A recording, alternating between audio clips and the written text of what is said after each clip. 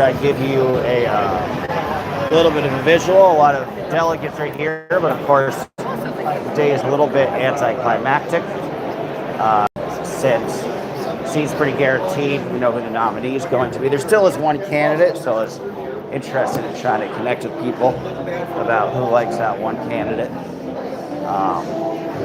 We'll try to talk to some people who are interested in speaking. But yeah, it's at this convention center. Looks like everything's pretty full. A bunch of delegates are here.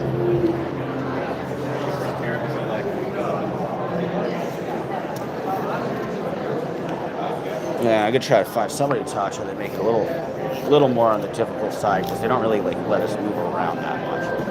Although, hopefully it should be all right. All right, cool. We got 5 people watching. So there's Troy Jackson. Obviously, we were talking about. There is one candidate that's still running. Sadly, David Costello dropped out, but there's still one who is running. So at least there's some interest. At least technically, there's some competition. And I'm gonna try to find non-media people to try to connect with. Because we got a lot of staff. I'm just trying to speak to some pure delegates and see what's up. All right, cool. All right, got 4 people watching. How are you? Good, thank you. No pressure. I got a little YouTube, so I'm just interviewing people about why they're excited about Troy. Wondering if you want to say a word or two, but no worries, you're not obligated. Okay, no worries. Wish you luck. So we got some camera shy people, unsurprisingly, but we'll try to connect with them. How are you? You're good. No pressure. Got a little YouTube, so I'm talking to people about why they like Troy. Curious if you want to say a little bit about him or what brought you out here. I'm on the way back. Okay, sounds good. Catch you then. Last friendly reminder for all delegates to please make their way to Well, the program will be starting soon, so nobody wants to talk to me. That's okay. How are you? You got no pressure. I got a little YouTube. Just curious if you want to say why you like Troy or how you feel. If you're in a rush, no worries. All right, there's three rejections so far. It's okay. Shocker. All right, I'll get to the media room because we'll start the programming soon. Try to get a decent view. That helped a lot. Thank you.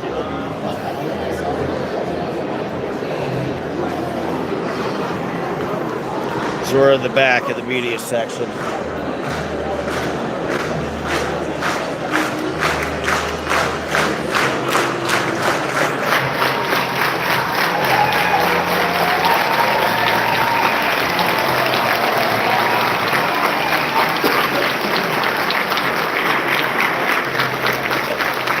Something's happening. My guess is like candidates there. They're all making noise.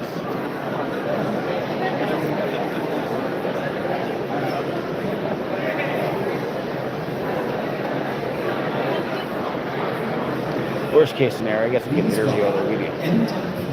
Vice Chair Emka Chester. I guess we're started. Cool. Good time.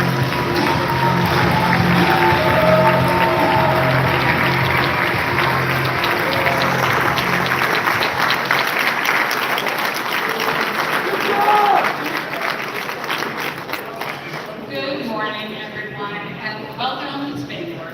I am Emka Chester, Vice Chair of the Maine Democratic Party, and I have to say, as someone who is from Bangor and I call this place home, it is great to have you here in our backyard in the Queen City here in Maine. So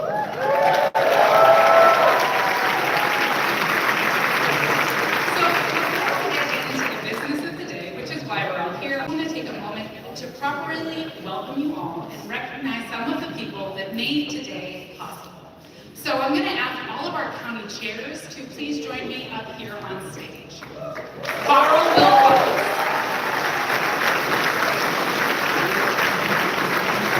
Allison Gillette.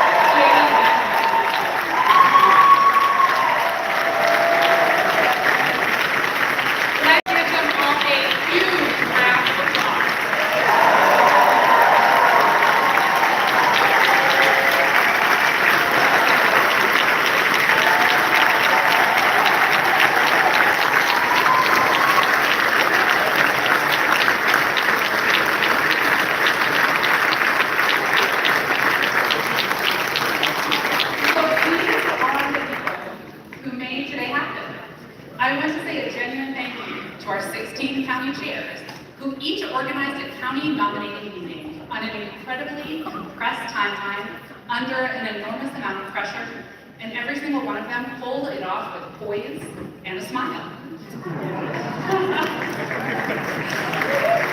And they didn't just get it done, folks. They made it their own. Every county brought its own spin into these meetings. Some gathered in performing arts centers, some in high school gymnasiums, some held theirs virtually because there simply wasn't a large enough venue to fit all the folks who wanted to be involved. Great problem to have. And yes, some even gathered in barns. A special shout out to Somerset County.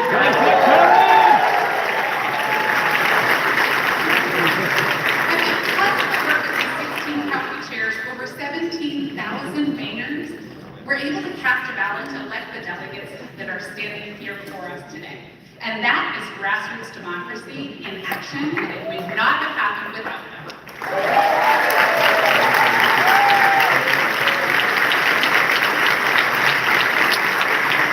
So I know you may all get tired of clapping, but I'm going to ask you one more time for one last major round of applause for all of these fine people who are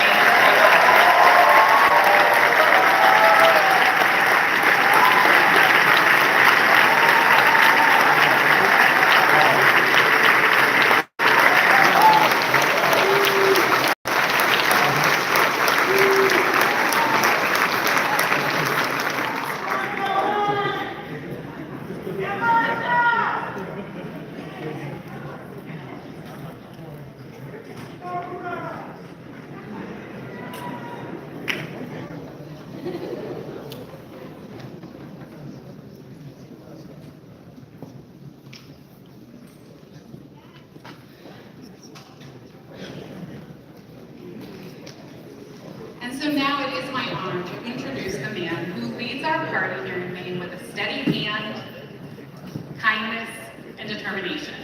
Please welcome the chair of the Maine Democratic Party, Charlie Dingman.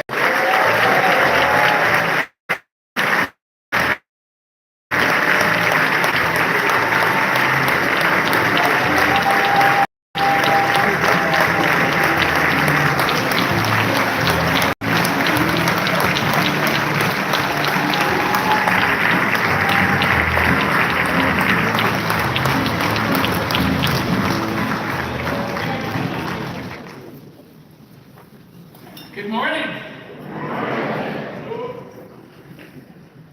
Pursuant to the call for this nominating convention issued on July 10, 2026, July 10, so when we started this,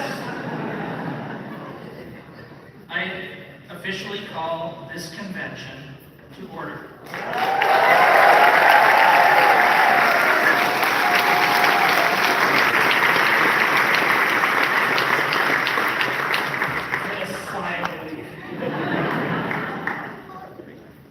Under Section 7.2 of that call, the Secretary of the Democratic State Committee serves as the Secretary of this convention, but can designate someone in her absence to serve as Secretary.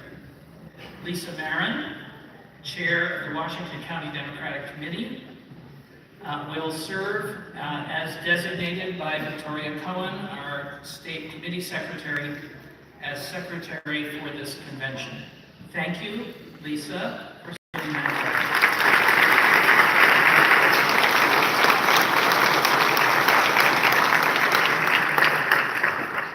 I will now ask the Secretary to please report on the number of voting members present based on the provisional roll.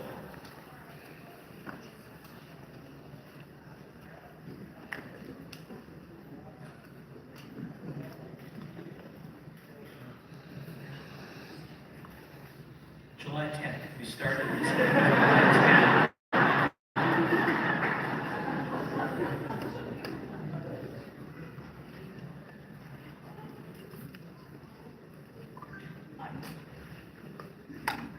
Okay. We're going to do this a little differently than it says here on my script. We're going to wait for the Credentials Committee report rather than taking a provisional number to determine the quorum. So please bear with me for a moment.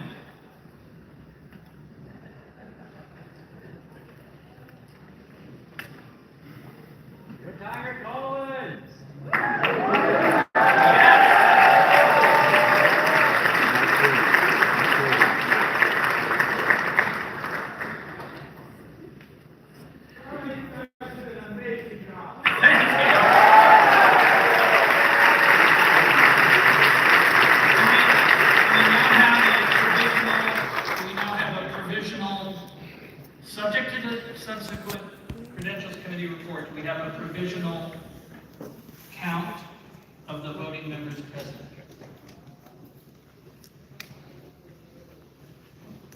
Thank you, Lisa. I understand. It's on Exhibit A, I guess.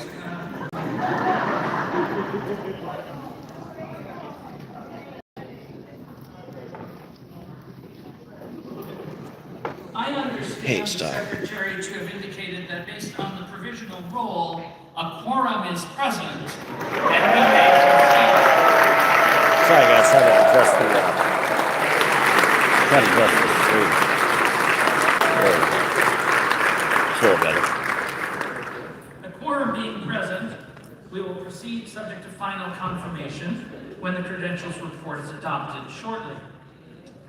But for now, I would ask you to join me and rise and join me in the Pledge of Allegiance.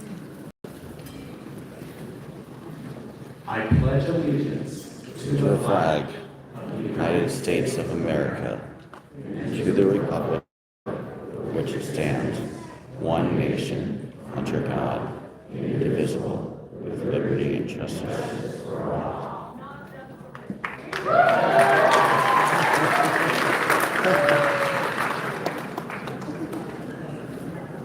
Please remain standing for the national anthem.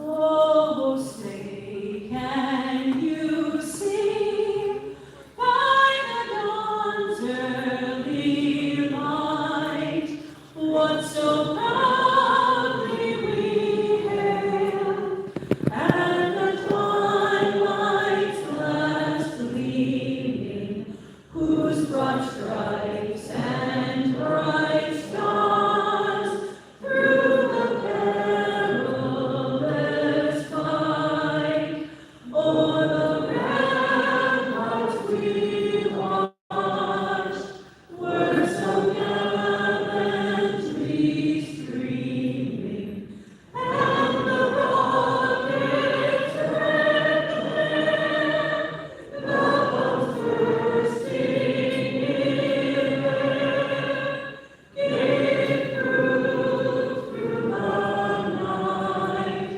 that our flag was still there. Oh, say does that star-spangled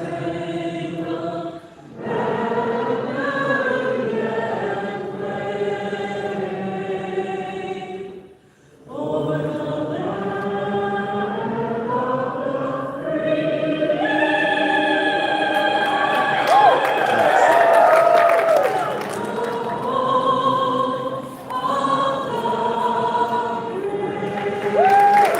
She did it much better than Fergie. Well done. Much better than Roseanne or Fergie. By a mile.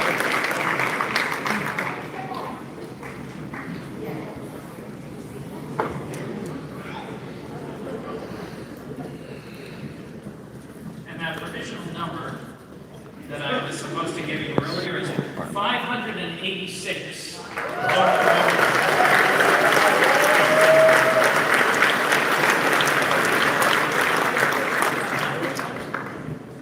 I would now ask the chair of the Credentials Committee to present the credentials report.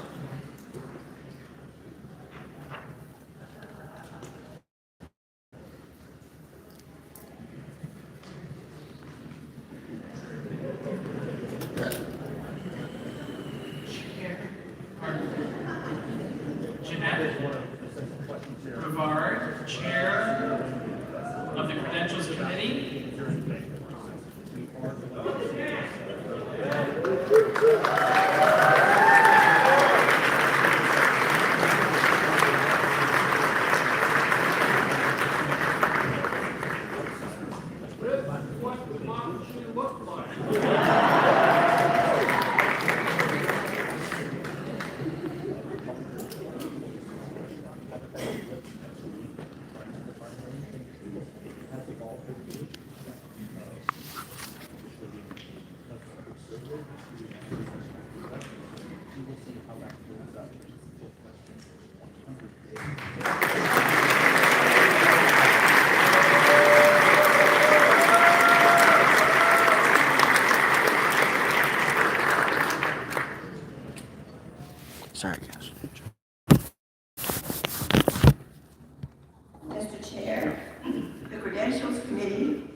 has reviewed and approved by majority vote the report transmitted under section 5.9.3 of the call, confirming the eligibility of all county delegates, county alternates, and DSC members. The committee certifies a final roll of 583 voting members entitled to be seated and moves the adoption of the credentials report. Thank you, Jeanette. It has been moved and seconded.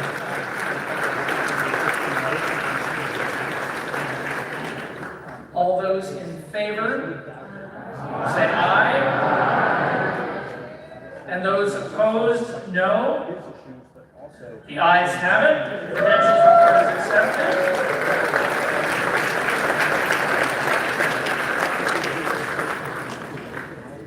The convention's quorum is now officially confirmed under section 6.3 of the call. Before moving on, I want to thank the members of the Credentials Committee for their work. Jeanette Rivard, Dan Savage, Anina Breen, Martha Howell, and Ellen Grunblatt. Thank you.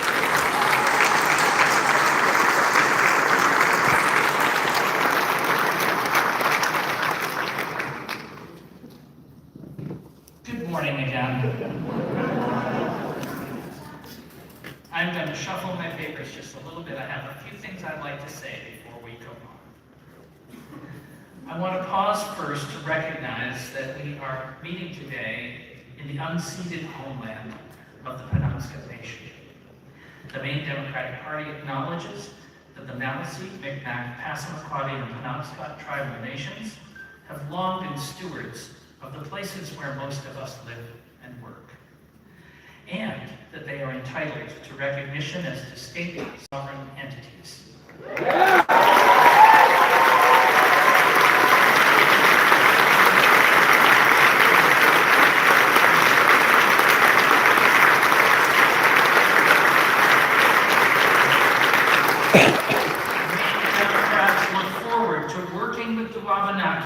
To ensure that they enjoy all the same rights, privileges, powers, duties, and immunities as every other federally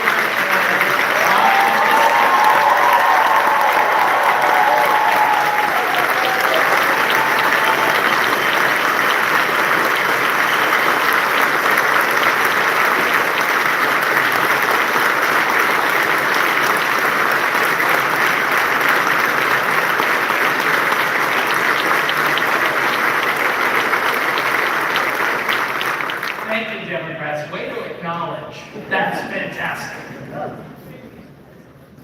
2 weeks ago, the challenge of choosing a replacement nominee for the United States Senate with a legal deadline of next Monday. The easy solution would have been to task a party committee with making that choice.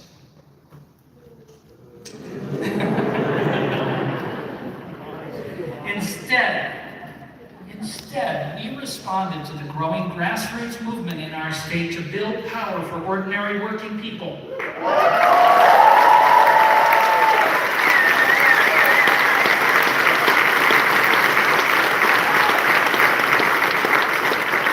resolved to do the best we could to provide as representative and participatory a nominating process as could be possible on such a very tight schedule. Some people, I have to say, as we worked on this, there were people who helpfully advised us that our plan was somewhere between a high wire act and a moonlighting. But we knew that the easy establishment path was totally unacceptable.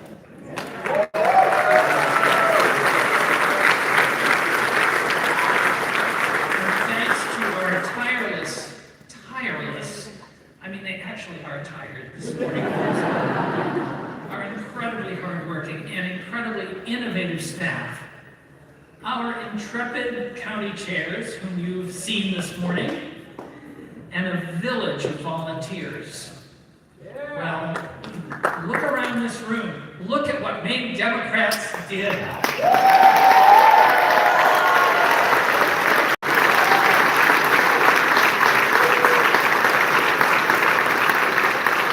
the 17,000 Democrats who turned out in every county to elect 500 of the delegates in this room understood just what is on the line this year. We have just seen it and felt it. We felt how extreme the Trump regime is. In Biddeford, this month, federal ICE agents summarily executed Johann Sebastian Guerrero as he was going about what should have been an ordinary day. His family is grieving, and our whole state grieves with them. Please join me in a moment of silence for Johann Sebastian Guerrero.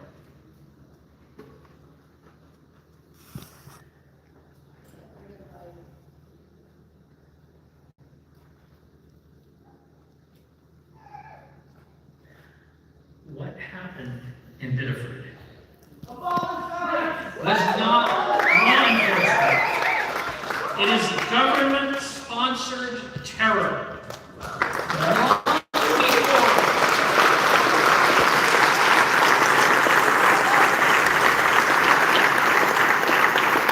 Long before this killing, we have seen our friends and neighbors harassed, abducted, and detained.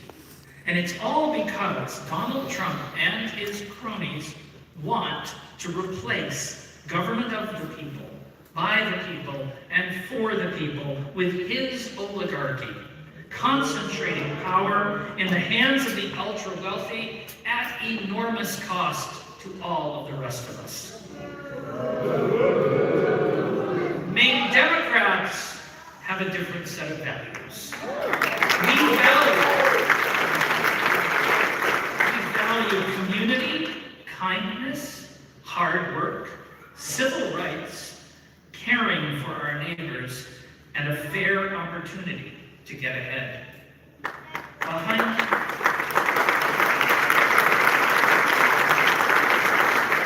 a smoke screen of violence and propaganda, Donald Trump's Republican Party has worked against all of those values, and Senator Susan Collins has been complicit in all of it.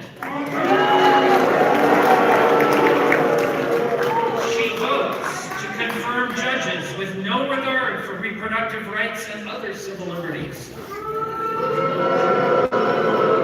She supports taxes and policies that drive up the cost of living.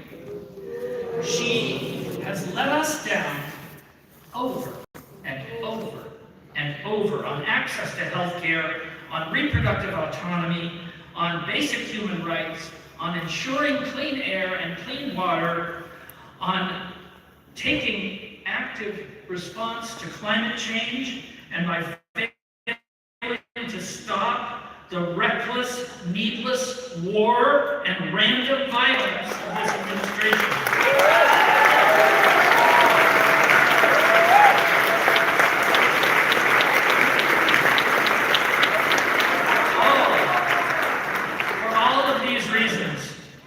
For all of these reasons, we are here to nominate a candidate who will replace Susan Collins in the United States Senate.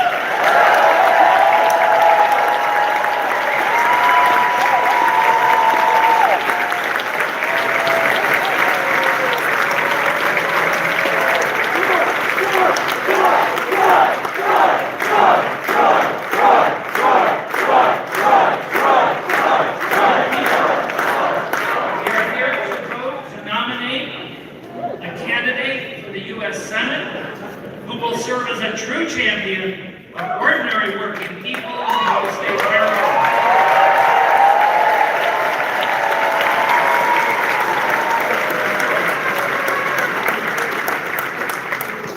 And as if that's not enough, we desperately need that new U.S. Senator to stand up to the monumentally corrupt behavior of Donald Trump.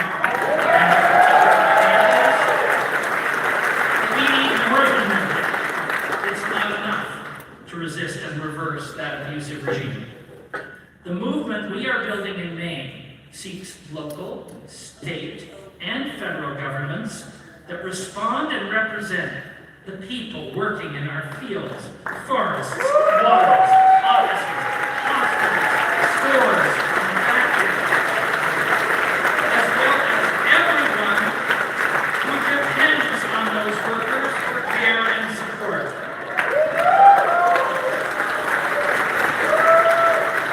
What excites us about this campaign and all of our hard work this year is the prospect of a society in which our labor is rewarded with opportunity, security, and hope for the future.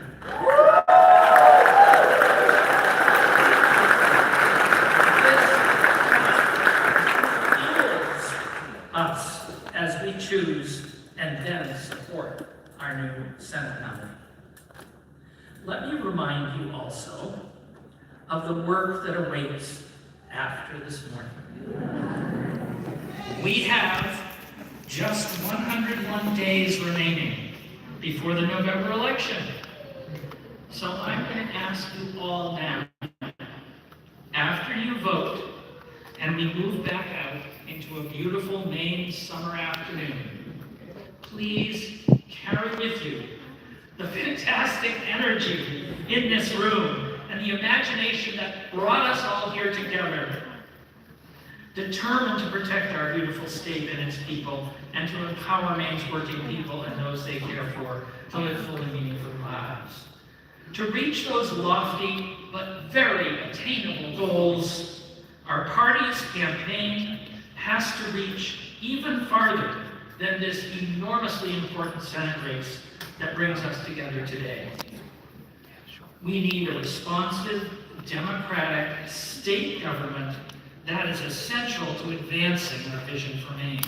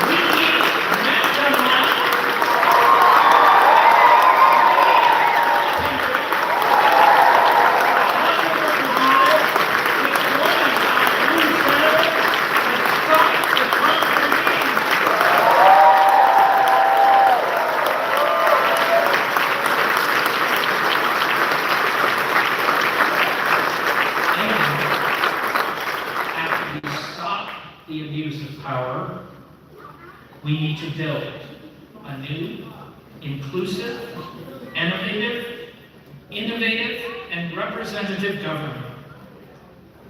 Please hold all these objectives in your hearts as we complete today's task, and then buckle down for the next 100 days together.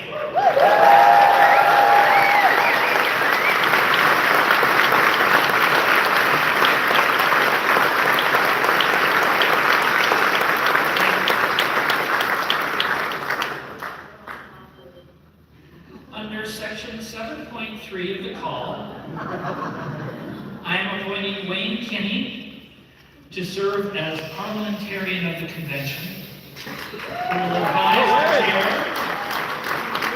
on all questions of parliamentary procedure.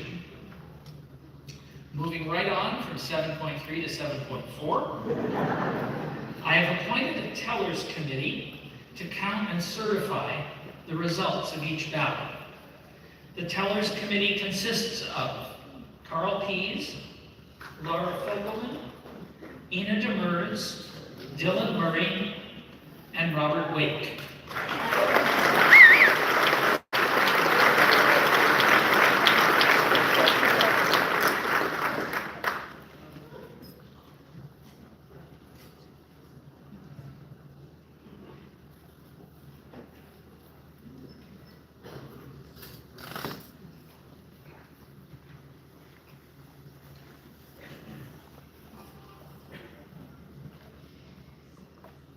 Excuse me. Thanks, Lassie. Good to have you. We now proceed. I think. We now proceed to candidate presentations. The executive director has certified the following candidates as eligible for consideration under section 8.2 of the call. Troy Jackson.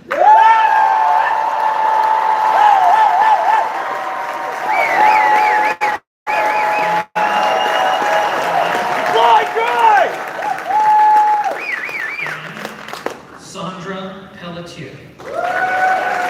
It's still a race, technically. The order Suspense. of presentations was determined by a public drawing conducted by the chair, also under that same section. Yeah, I of the wish there call. was more fun. It was more open. Determined by that drawing, Troy Jackson will speak first and Sandra Pelletier will speak second. Each certified candidate will be presented.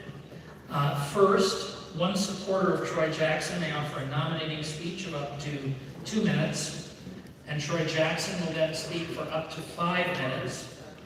Next, Tight ship. one supporter of Sandra Pelletier may offer a nominating speech of up to 2 minutes, and Sandra Pelletier will then speak for up to 5 minutes. No further remarks from the floor or otherwise will be permitted following those candidate presentations. And we will then proceed with voting.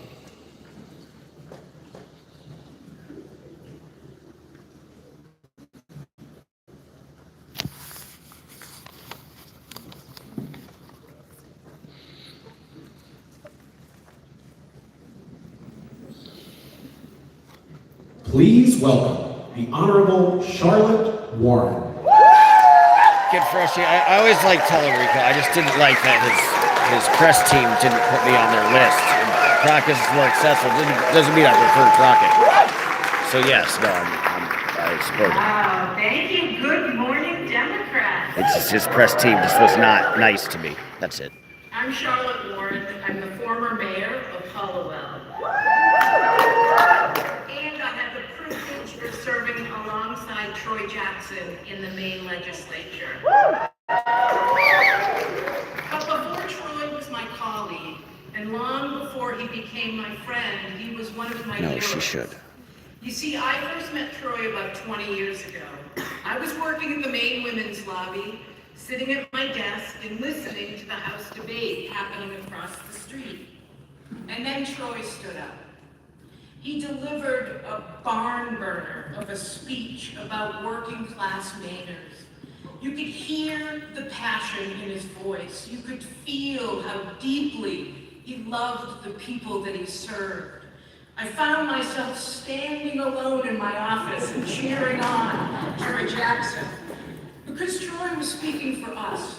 He was speaking for my family.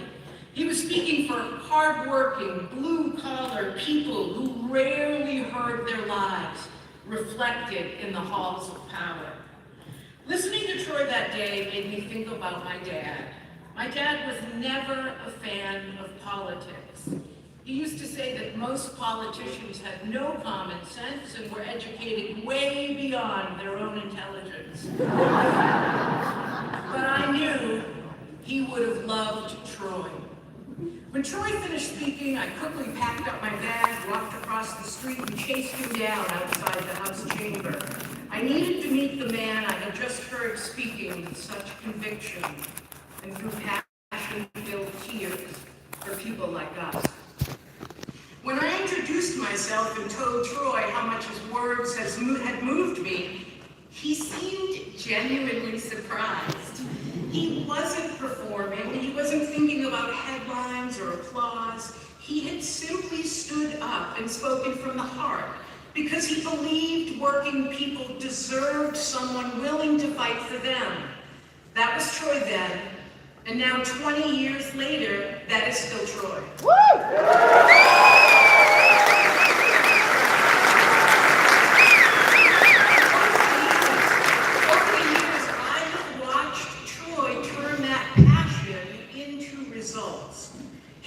fought to provide free school meals for Maine children.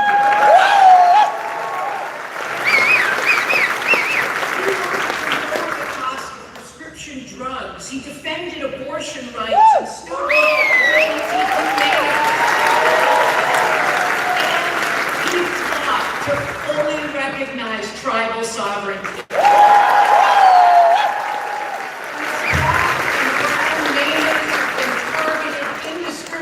By ICE, Troy has stood in the streets alongside people demanding justice. I want to tell you right now that Troy and I have not always agreed. We are both very passionate people. We both fight very hard for what we Sorry, believe. guys, trying to see And me. yes, sometimes we fought one another. But here's what I've learned about Troy in these moments.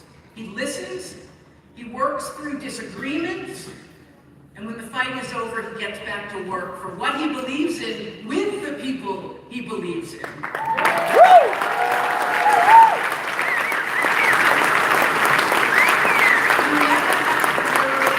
Where Troy's heart is, because he wears it on his sleeve. He's fiercely proud of where he came from. He carries a profound responsibility to speak for the people who've been ignored, silenced, and left behind. Troy cannot be bought by corporations or special interests.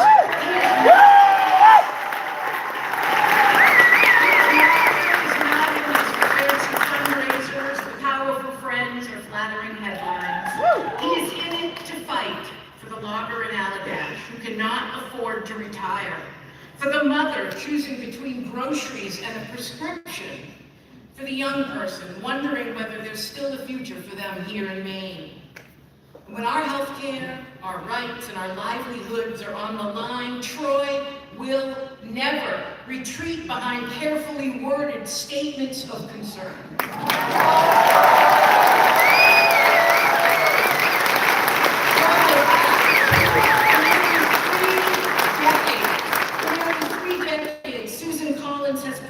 Perfected the art of sounding concern while voting against the people of Maine. She expressed concern and then voted to confirm Brett Kavanaugh, helping to put our reproductive rights in jeopardy. She expressed concern and then voted to give ICE billions more as its agents terrorized our communities, and an ICE operation took the life of our neighbor. She expressed concern as corporations grew richer, health care grew more expensive, and working families were left to carry the burden. Maine does not need another 6 years of concern. We need conviction. We need courage.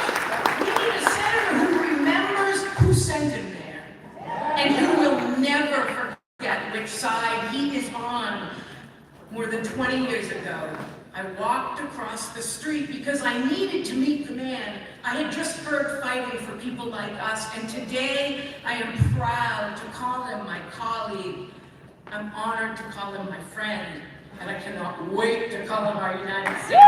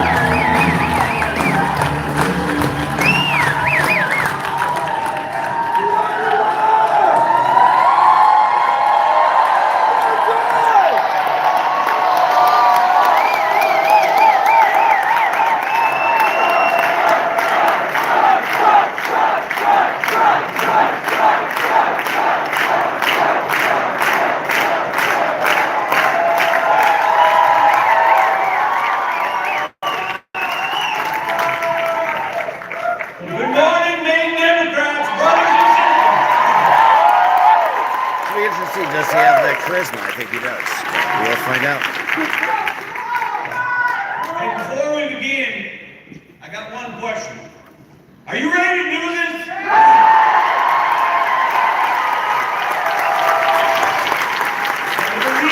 What a week this has been.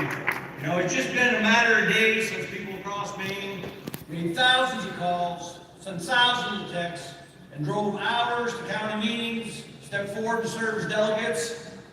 You know, you organized person by person, town by town, county by county, and today, all 16 counties have come together under one roof. And I want to thank my family, my friends that are standing with me. I want to thank every delegate, every volunteer, every union member.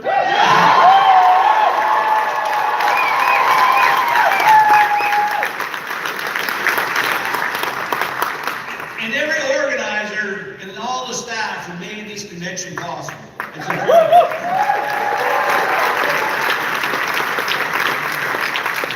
And I also really want to thank every candidate who stepped forward during an extraordinary moment for our party.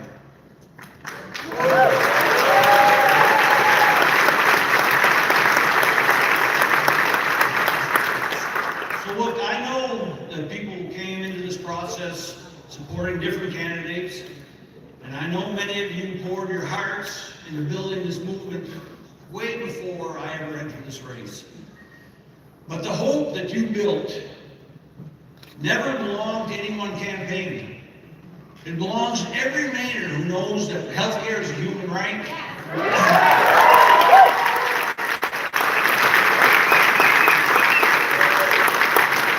It belongs to every worker fighting for a union, a living wage, and a dignified retirement.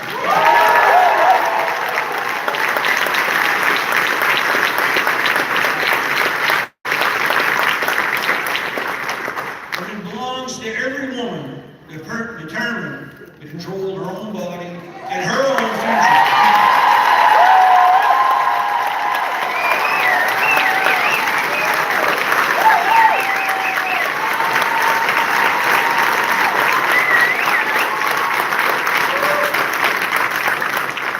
It belongs to every LGBTQ Mainer.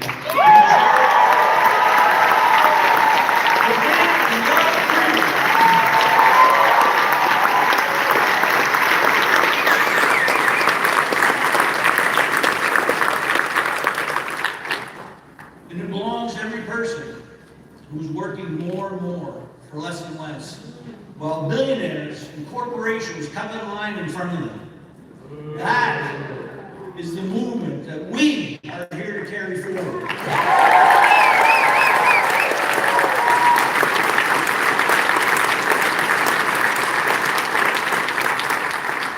Because we're not from the left, we're not from the right, we're from the bottom. We are rising!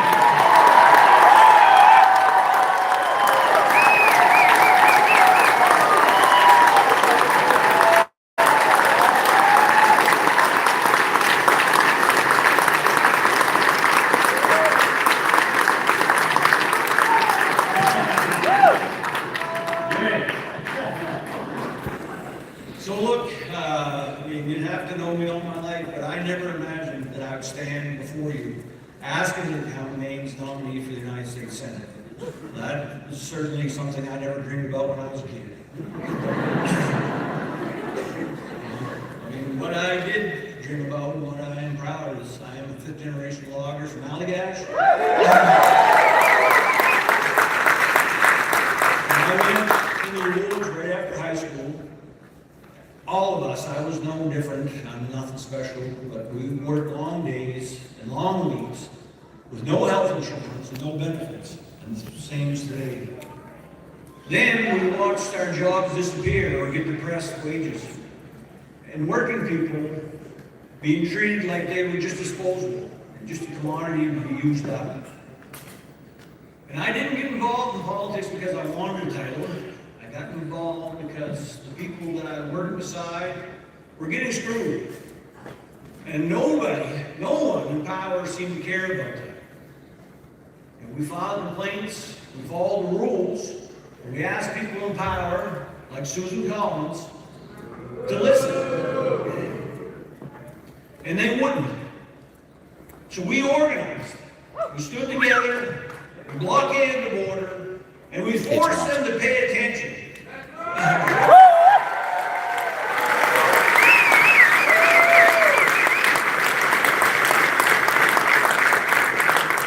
And that fight taught me a lesson that I've carried with me my entire life, something I think many of you understand also.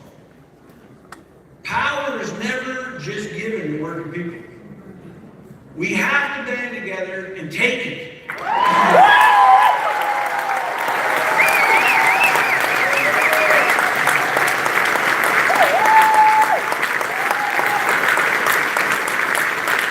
And when the people in power refuse to listen, well, you have to organize. You have to stand together in solidarity together. You have to make them listen. And that's how we took on the companies exploiting Maine loggers, and it's how we're going to take on Susan Collins.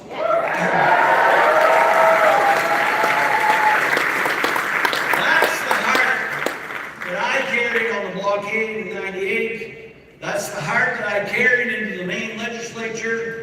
And it's the heart that I will carry into the United States Senate.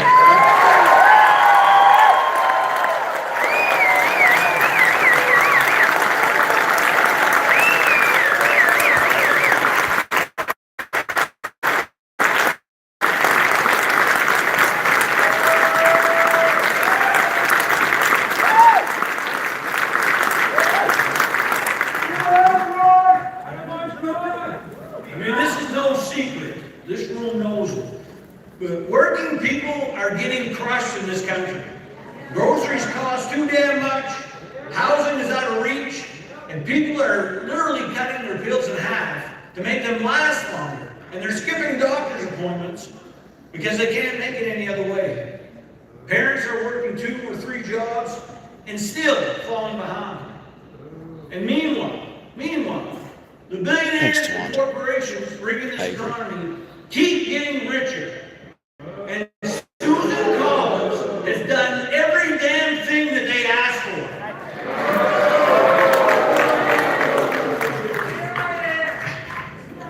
For nearly 30 years, Collins has told Maine that she is concerned. She was concerned while she rubber-stamped Trump's Medicaid cuts and gutted our health care. She's concerned when she cut taxes for corporations and the wealthy. Concerned when she confirmed justices who overturned Roe v. Wade. Stop with the signs, bro. And really tragically, she was concerned when she gave ICE billions to terrorize our neighbors and murder people in the streets with no accountability.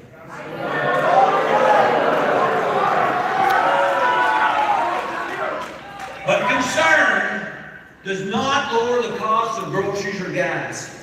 Concern does not keep our maternity wards and rural hospitals like down in Lincoln County open. Concern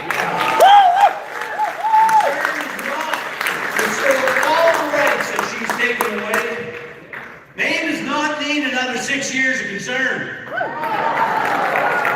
We need someone with courage. We need a fighter. We need a senator who remembers exactly who sent them to Washington, which is you.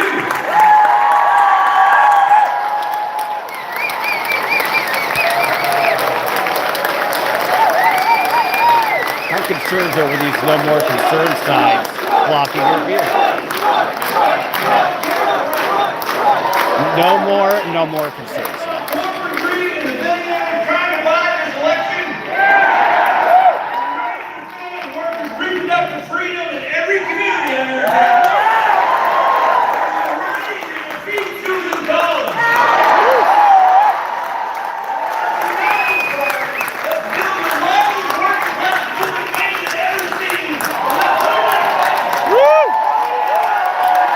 He was good, man. I thought he was good. I thought he's good. Here's something that he has one thing that Plattner does not have. He's a lot more likable. He seems like a nice guy. his affect, the way he communicates. I feel like that was missing with Platter. I kind of judge a book by its cover, but I thought he was great. He had the charisma, he had the likability, he had the energy. You know, I thought it was a very good speech. Please welcome So there you go. Troy Pelletier.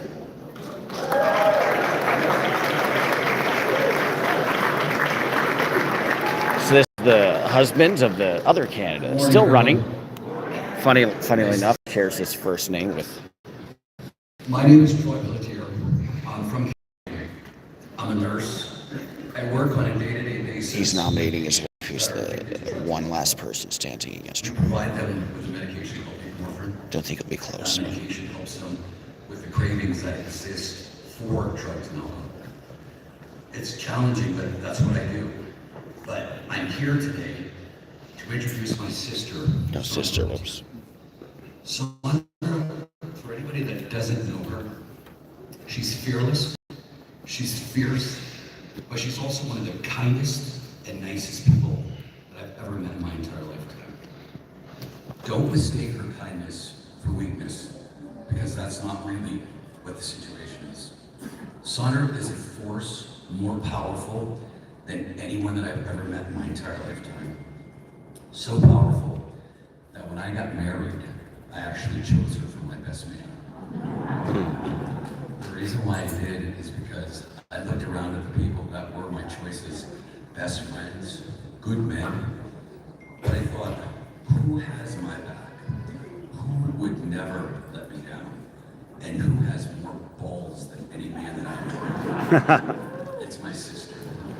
And for anybody that doesn't know her, you'll soon find out. She's incredible. No one was surprised when she said that she was going to enter into this race.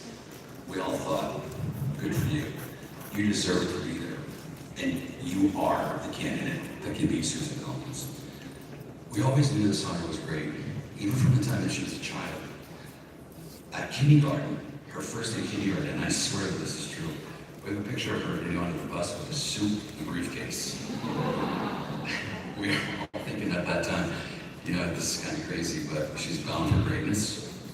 And, you know, her entire life, every organization that she ever ran for, every club, every group, anything that she ever ran for, she was the president of. And realistically, the reason for that is because people trust her. People want her as their leader. People respect her. People want to work with her because she's so powerful and cool. I'd like for you to just take a moment to help me recognize and welcome not only my best man, but my sister, Sandra. All right, so all the candidates, you know, it was originally Troy Jackson was supposed to run against like 8 people. They all coalesced him behind him quite quickly. And everybody dropped out except for her. So it'll be interesting to see the last woman standing. She is running against Troy.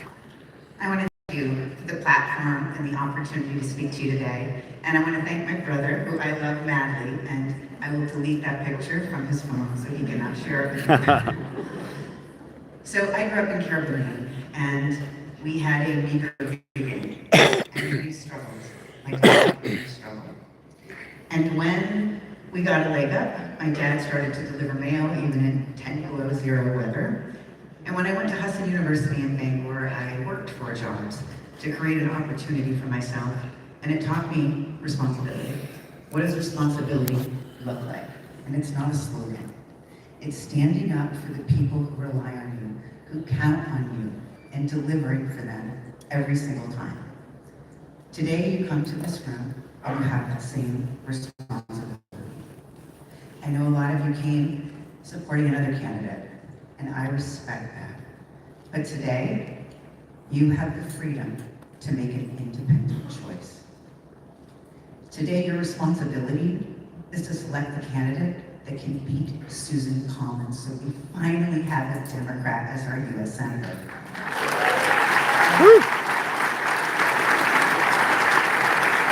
For 30 years, Susan has won again and again and again by staying in the middle, by calling her opponents so left, She's even convinced some Democratic women that she's in the center and they could trust her. That trust has been broken. Susan's rhetoric does not align with her results. Susan Collins repeatedly sided with Donald Trump. She voted to keep the Epstein files silent. I'm with you. And she voted in Kavanaugh to overturn Roe versus Wade. There are no laws that control men's bodies, and women deserve that same dignity.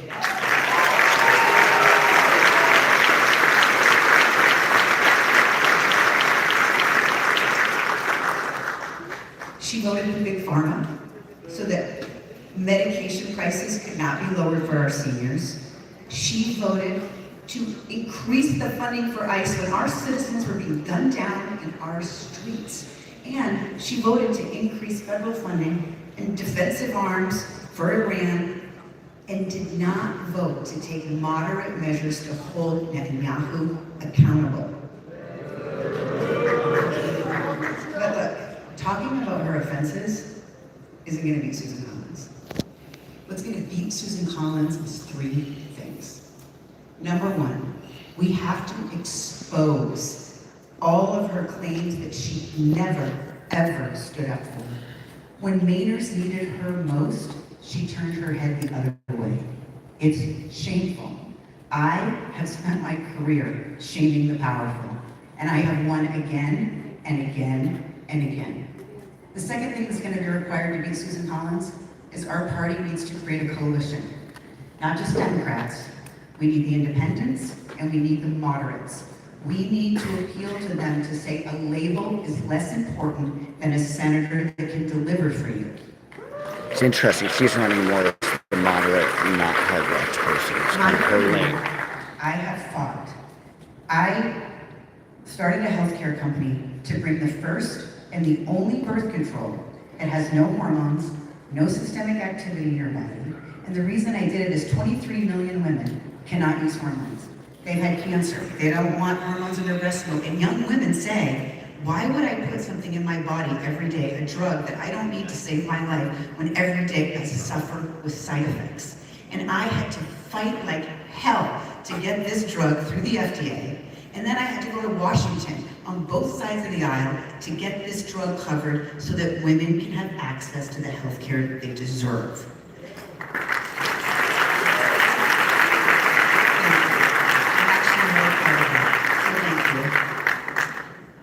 The other thing that's going to be required, and the third and final thing, is a leader that's measured, that's calm, that knows how to behave under serious pressure. Someone who is calculated and strategic, with the heart and the head and the backbone to know how to negotiate and how to represent the Democratic Party every single time, 100% of the time. When my son was 11, I was diagnosed with aggressive breast cancer. And I had to have my breast removed. In case you couldn't tell, I say that my brain grew because my breast couldn't. Makes me feel better. Then I had to have my ovaries and my uterus and my cervix removed. I went through rounds and rounds of chemo. I lost all my hair. And I went back to work every single day on the days I wasn't in chemo. Because, thank you.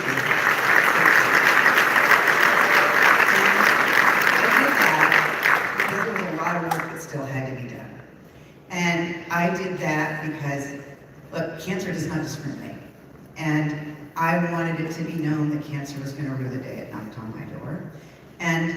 But I know how to fight. I know how to fight in my personal life. I know how to fight in my professional life. I have had to negotiate with bullies again and again and again, and I have won every single time. My superpower is reading the room, understanding my opponent, and really looking, thinking, and changing my behavior, because why talk if no one's going to listen? You have to have the ability to understand what you're up against. Susan Collins, she's a worthy opponent, but she's weak right now. And it is time. She is going to try to run the same campaign that she has always run. We have a chance to stop her. Today is an opportunity for you to select a candidate that can beat Susan Collins. It is time I'll tell you her that name. we have a Democrat in the seat. Check And, her out. You know, sometimes when I think about my Sandra. dad delivering mail, I think it was a trust, delivering important information from neighbor to neighbor. Today, Sandra that trust is Pelletier. renewed. The constituents of French Maine Canadian origin, I bet. are asking for So- your trust Authentic to Maine. pick the very best candidate that can finally beat Susan Collins. Sandra And so Pelletier. today, I'd like to say to you, pick me, choose me, and together, we will have a Democratic U.S. Senator that beats Susan Collins. Thank you. Yes, that's what makes me say. She was good. So she's a future ahead of her, I think. I think this is why you shouldn't drop out, because it's nice to have this opportunity.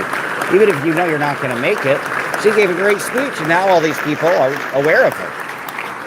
So it's interesting. People drop out very quickly. But. Please welcome back to the stage, MDP Chair Charlie Daly. So now they're going to probably make the vote. You know, she gave a great speech. She was hoping the speech would be so great that there'd be a groundswell, and all of a sudden choose her, but I'd be surprised.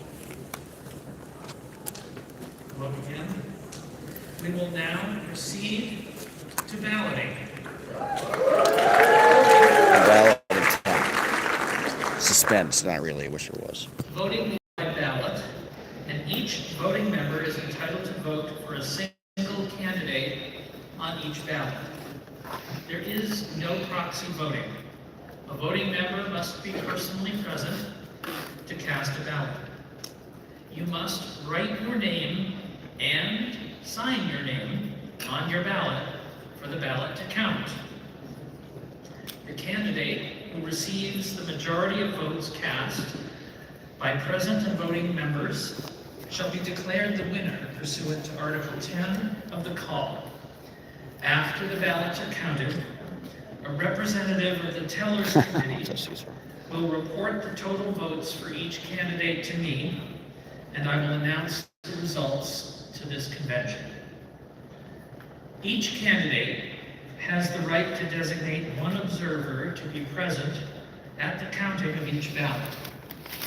Will each candidate please identify their observer and send that person to the count room at this time? Thank you. Voting will now begin. Ushers will distribute ballots to each row.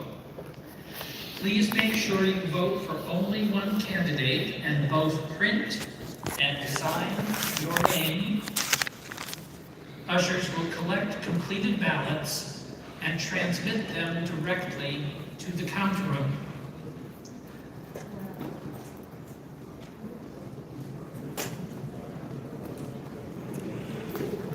So there's not going to be a lot of suspense, but what we could look at to see if Pelletier, she get respectable, and it would be for her, does she get a respectable 5%, which might be, I don't know, what's 5% of 600? 60, 30, so she gets 20 to 30 delegates. I mean, yeah, she gets 20 to 30 votes, 20 to 30 delegates.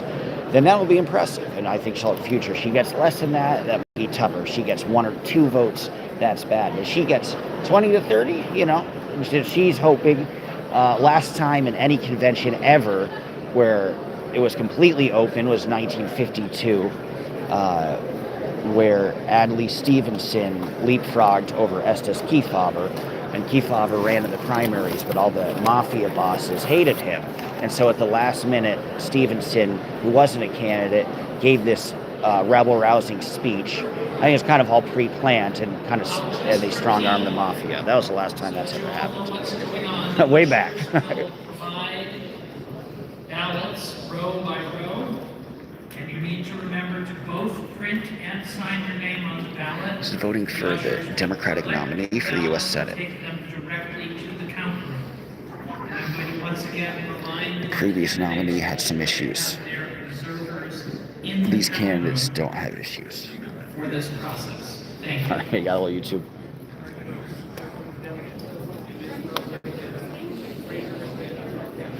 So yeah, the last, for people on YouTube curious, the last guy was Graham Plattner. If you don't know about him, I suppose you could look up Plattner problems. So these two subsequent candidates don't have these problems. There were a myriad, there were about 10 candidates running altogether, and most of them had dropped out, and now at this point, they're all good quality candidates, I think. I wish they would have kind of stayed in and given a speech, but a lot of talented people. But this is to be the Democratic nominee against Susan Collins because there was, because of Graham Plattner dropping out. And this is probably going to be one of the most competitive Senate races in the country. People feel, some people are saying, well, can a second candidate capture the magic? But I thought Jackson was very charismatic and energetic. And I thought Jackson had something that Plattner doesn't have, which he's just likable. He just seems like a nice guy. And I think that's more valuable than people think, honestly. So I think they chose a very good candidate. Well, they might not. I mean, we're looking at the vote right now. They could choose Sandra. I think I said Sandra by accident. Apologies. Sandra Pelletier, who gave a very good speech. Although I'd be surprised. But I think we'll look at, if you liked her, I liked her. If she gets 20 delegates, I think that'll look impressive for her in her future. If she gets 20 to 30, she gets 5%. That'll be, respectable. She gets less than that, it might not be so great. So that's kind of really what I'm always interested in the renegades and the long shots and what their future is. And, because we all know most of what's going to happen, right? It would be the shock of the century if they announced the vote and said, "Oh, Sandra Pelletier winning." But it's interesting to pay attention and see which has what future and see how united the convention is. Although I'd imagine it's going to be fairly united. CC Irwin says it looks so organized. Interesting. I hope they get rid of Susan Collins. Yeah, it is organized, I mean, I was a little bummed because I came out here and I figured it would be a wide open convention, and then halfway, I was in the middle of Quebec, and then I found out they all coalesced behind one person, so it almost defeats the purpose of coming, but I'm glad we got a nice amount of people watching, so I appreciate that. I am devastated because I thought it would be a truly open convention where you can talk to people and say to the delegate, who do you like here, who do you like there? Say la vie. But you know what? Some people say better to be organized. There's no floor fights. There's no drama going on. United party. I respect that. For somebody who loves the horse race, I am personally devastated. But for somebody who is, hoping Collins loses, probably the best approach they can take. Did Plattner endorse anybody, says Margaret Tisa? That is a very good question. No. It's interesting. Plattner supported, apparently implicitly, he supported this state rep who was going to run, and she did announce before all the candidates coalesced behind Jackson. They interviewed Troy Jackson, I believe it was CNN, and he said he doesn't even really want Graham Plattner's endorsement, which is probably a wise assessment to make. People feel secretly that Plattner did support Jackson and that a lot of Plattner's fans became fans of Jackson in the process. They did cross-endorse each other. So Plattner endorsed Jackson, Jackson endorsed Plattner. So they did cross-endorse each other. Plattner obviously I don't think wanted to hurt his friend, so he's like, I'm probably not going to endorse, which will probably be helpful. Yes, they all coalesced behind Troy Jackson, state senator from very rural Maine, northern Maine. Originally got involved with protesting the allowance of Canadian loggers to go across the border and log into Maine forest land. Unlike Plattner, he has some credibility and experience on the ground. And there is something to be said. I know a lot of the people on the harder left are looking for purely unencumbered people. But the problem is when they're purely unencumbered, you run into some issues, right? So Jackson, that's the thing. If you're in the public eye for even in a minor local news way, if you're in the public eye for 20 years, you're not going to have the same, people, if there's some big issue, people would know about it already, right? And you think, on the hard left side with Michigan, Abdul Al-Sayed, if he wins, he's probably a better candidate for that movement because he was involved in healthcare for 20 years and ran hospitals. So he was a known commodity in that regard.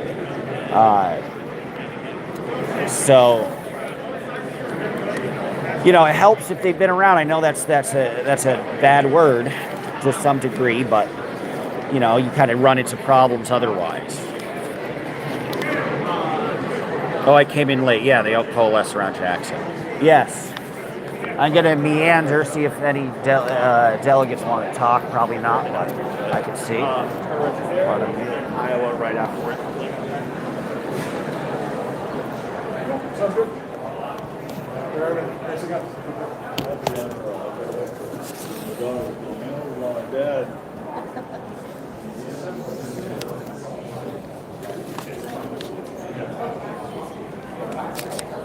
No, there's not a lot happening out here either.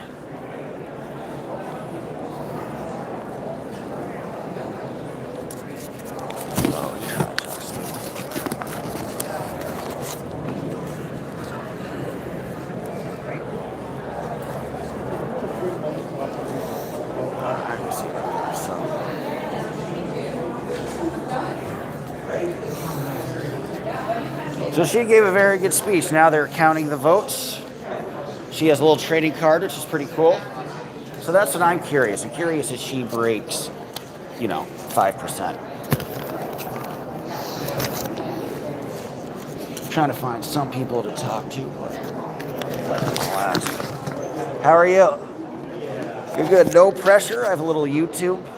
Just curious if you want to talk about who you're supporting and why you like them. So you have a YouTube channel? Yeah, just independent filming now, but not filming you. I can put you on mute too if you'd like. But I cover interesting elections, especially very competitive ones across the country, and was here at the convention back in April as well, early May. So, but it seems like he has a lot of good enthusiasm and. Quite a bit. Yeah, we've got a good cheering section, and I think everybody's on board. And if I may ask, have you voted yet? And do you like Troy or? Well, first of all, I'm an alternate. Okay. So I actually didn't need to be a voting member. I would have, personally, I would have supported Troy. However, I came into this whole process as a committed to Narasha, who stepped down and suggested that everybody support Troy. And I think that, as you saw in the room, there's a whole lot of energy around unseating Susan. Sandra Pelletier sounds like a very well-spoken person, kind of late to the fray. So I'll be interested in seeing what we hear from her in the future. I'm solidly in support of project. Well put. And then I like Shaw a lot too, actually, and I think he really was kind of an institution for Mainers and an anchor during COVID.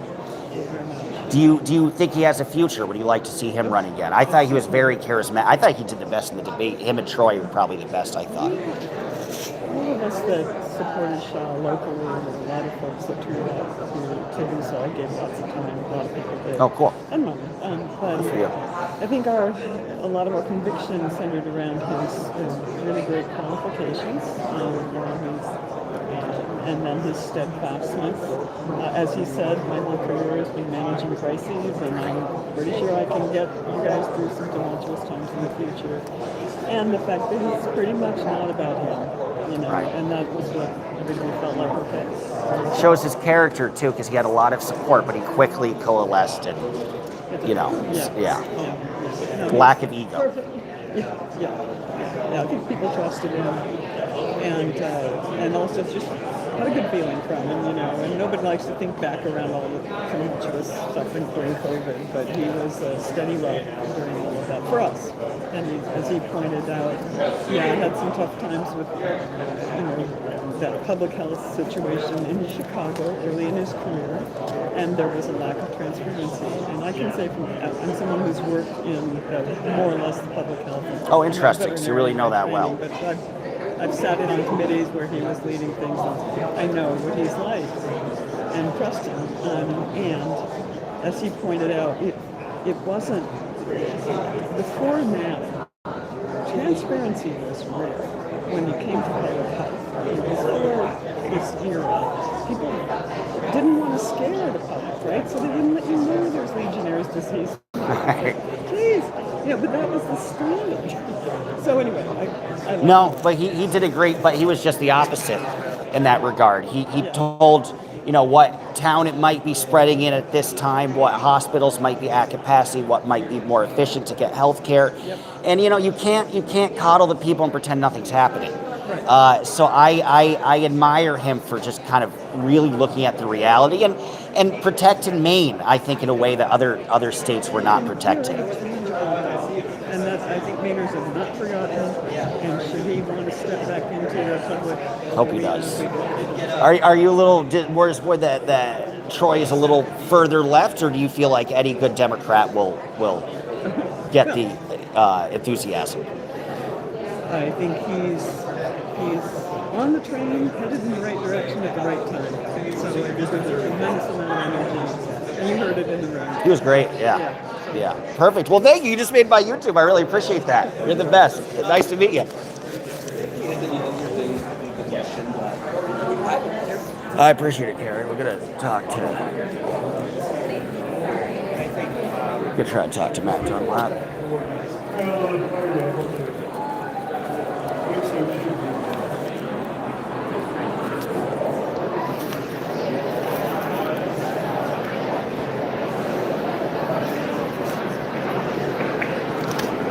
They're still voting. Thank you, Classy. Glad you enjoyed my interviews. I'm gonna try to do a few more. She was very nice. I liked her. Thank you so much.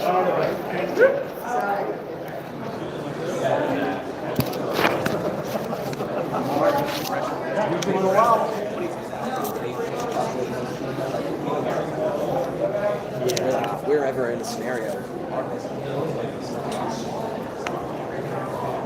Can't get myself some water. I'm a little parched.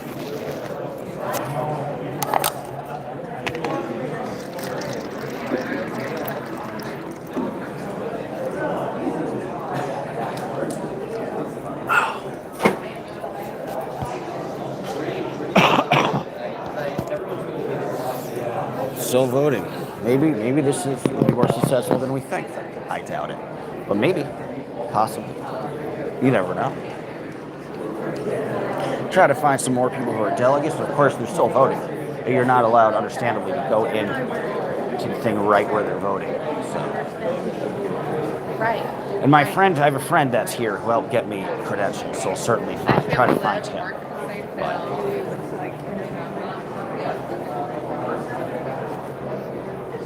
Last meeting this gentleman.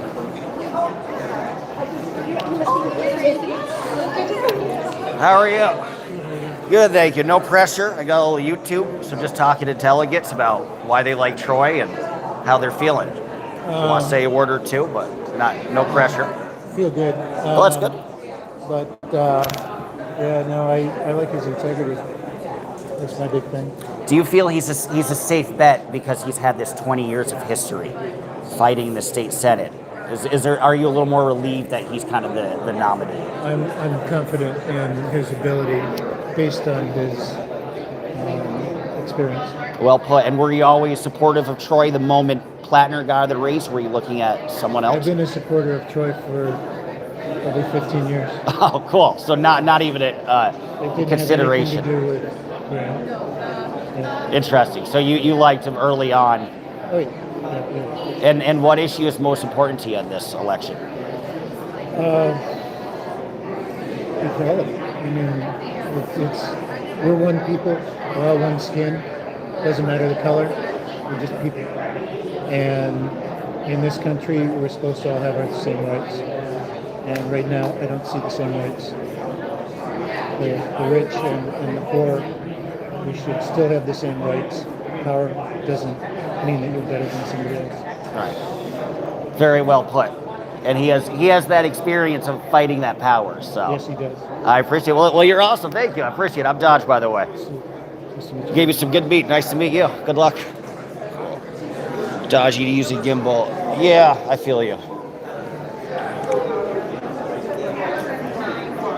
Spoke to some delegates, people who feel passionately about him. That's good. Usually it's more stable if I'm like, it's the least stable if I'm walking around. But,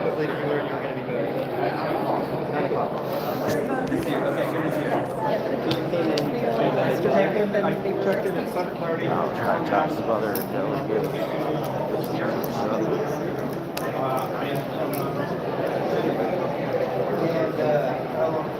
How are you?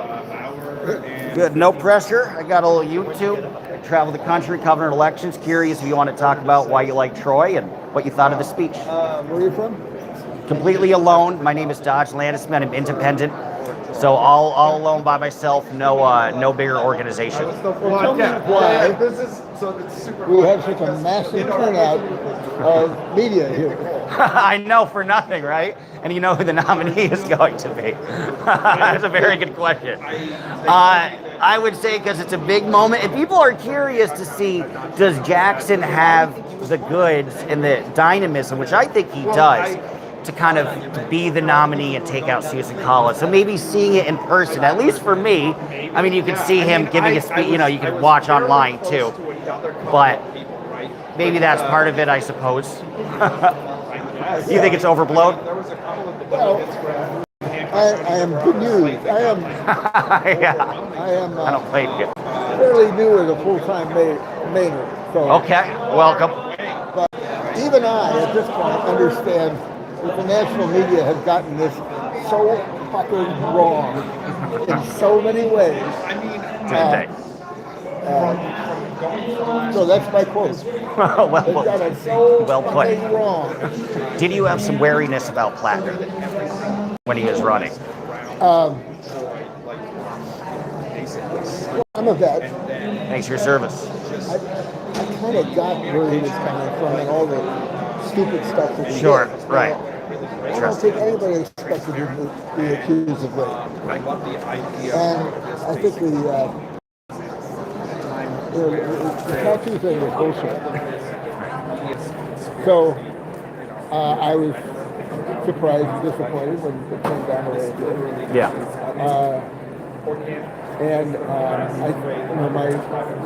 My main feeling was, it's poor people who have to endure all this crap, especially his wife. Right. There's a lot of love for us. So I was wrong. But what Plattner did was set this up. I mean, this is all about Plattner. Right. So, that's true. I mean, the media's here because he kind of sparked that, and now. No. And they'll still make all the denigrating comments they can about Plattner. Yes. As long as they can, and so on. Right, but it won't really stick. I think the biggest difference is fun to see Troy today, and I saw him at the last convention too, and I thought the same thing when he's running for governor. He has a likability that Plattner never had. So I think that might be powerful and more powerful than people think. He just seems like a nicer guy, and Plattner didn't have that. So he's no politician.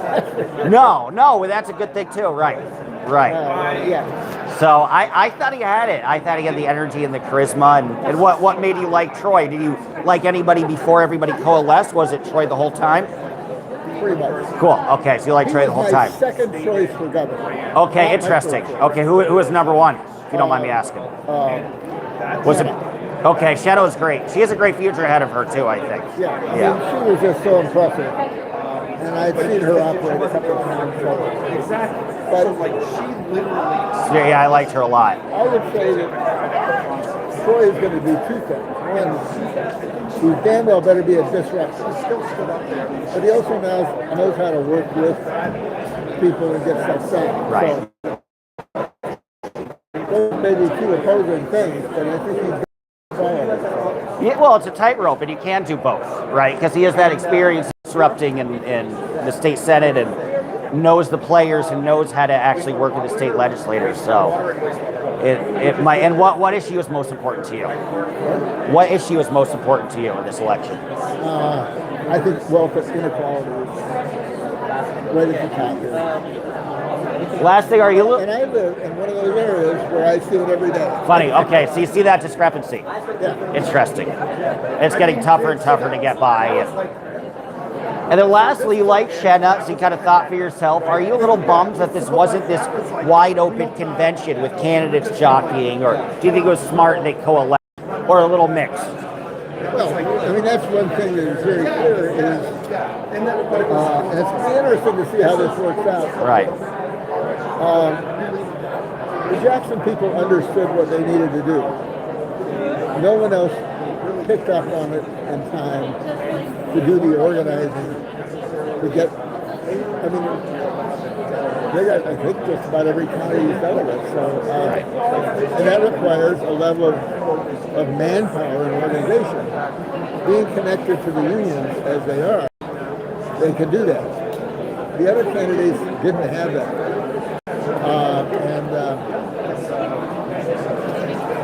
But that's different than what's needed this fall. The unions can take you so far, but no farther. And so that's going to be interesting. What do you think the secret ingredient? Yeah, very well. I think that's true too. His experience in the state legislature, specifically with unions, I think he had a lot of people on the inside who were activists, and he was able to coalesce. So what do you think that secret sauce is to beat college? Do you think Jackson has it? I feel like he does, but maybe talk about... the country is pissed off.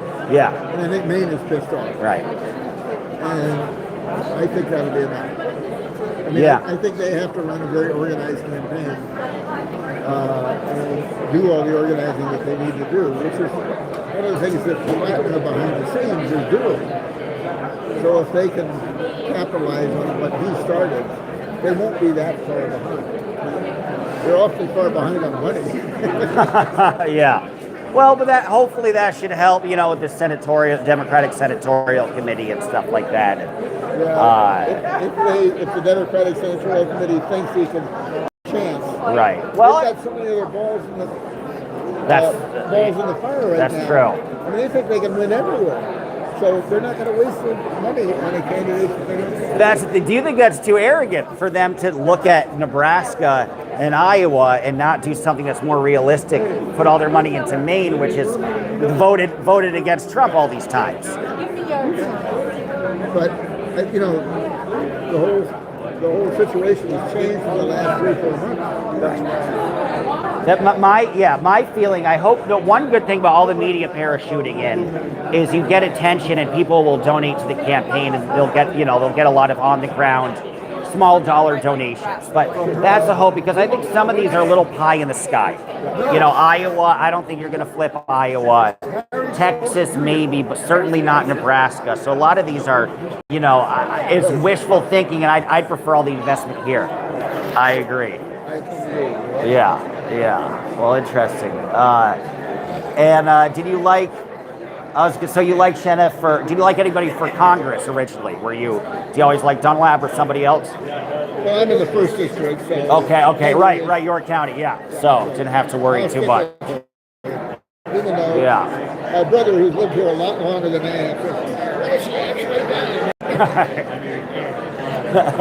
fair question. but Cool. Yeah, so I mean, Dunlap and LePage is going to be really interesting. That will be interesting. Yeah. We got another Trump. Will people put up with that anymore? Yeah, I'm curious. Like, do you think LePage could pull it off, or do you think he's kind of yesterday's weather? He was kind of Trump before Trump even existed in the political sphere. Yeah. I wasn't living here when he was governor. Right. I read about him and so on. Hard not to. A lot of cuts. Yeah. I mean,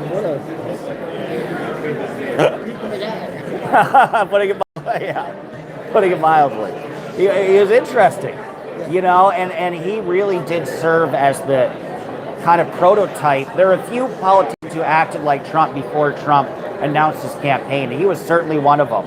I do hope that's over because there are some people that really liked how kind of off the wall he was. But I think now, you know, people are a little sick of it. He has some residency issues as well. A lot of time in Florida. So I think they chose a good nominee. I think if they chose somebody else, it might have been tougher, but they chose a good candidate. So I think they'll be all right. But it's fascinating to see him try to make this big comeback. It's a tough district. It's a really It is. It is. It doesn't always go. You're right, and it doesn't always go blue. Far from it. I think before Golden it was red. If I'm not right? Yeah, I forget who had it before Golden, but it was Republican. So yeah, some of the concern is you can't get a super hard left person, but I think Dunlap is left enough to get the progressive base, but not left. Like Paige Loud was a little harder left than some other candidates. So I think in that regard it was kind of a happy video. So yeah, well, interesting. And he already voted, I assume. Already voted. Very cool. Very cool. Do you think? Yeah. As you stick around, wait for the. Are you worried about the results at all? No. I'm looking to see if she gets 5% because that'll be respectable. If she gets 20 to 30 delegates, then she might have a nice future ahead of her. But I guess we'll see. Well, that's what the people at her table were saying. We're here for the next round. Yeah. I was very impressed. This is so Maine. Right. People were very respectful and polite. Yeah. Very nice and people. Applauded and so on. I was expecting, where I come from, upstate New York. Oh, you're from upstate New York? Nothing but booze, right? Well, I live in Putnam County. That's not upstate. That's just an hour north of the city. Oh, okay. You're a little up the road. Nice. Beautiful neck of the woods. Not as beautiful as here, but has its own beauty. Better pizza, I'm going to say, in Albany. So, better bagels, too. Yes, much better bagels. A little pluses and minuses. Well, welcome up north. Yeah, I guess they announced the results. I'm Dodge, by the way. What is your name? Dodge, like the car. Dodge? Yes, Dodge Landisman. It's a strange name. Landisman? Yeah. And that's my YouTube. How do I find what you're reporting? Good question. So if you search just Dodge, D-O-D-G-E, Maine Convention, it should pop out. All right. Should be able to pop up on YouTube. That's very nice. I appreciate that. I'm keeping a blog myself of this whole thing. Oh, cool. How do people find it? Not many do. Well, do you have the name of the website or? I'm on Substack, Tom McFeeters. Perfect. Tom McFeeters on Substack. Right. We'll check you out. Nice to meet you, Tom. Thank you.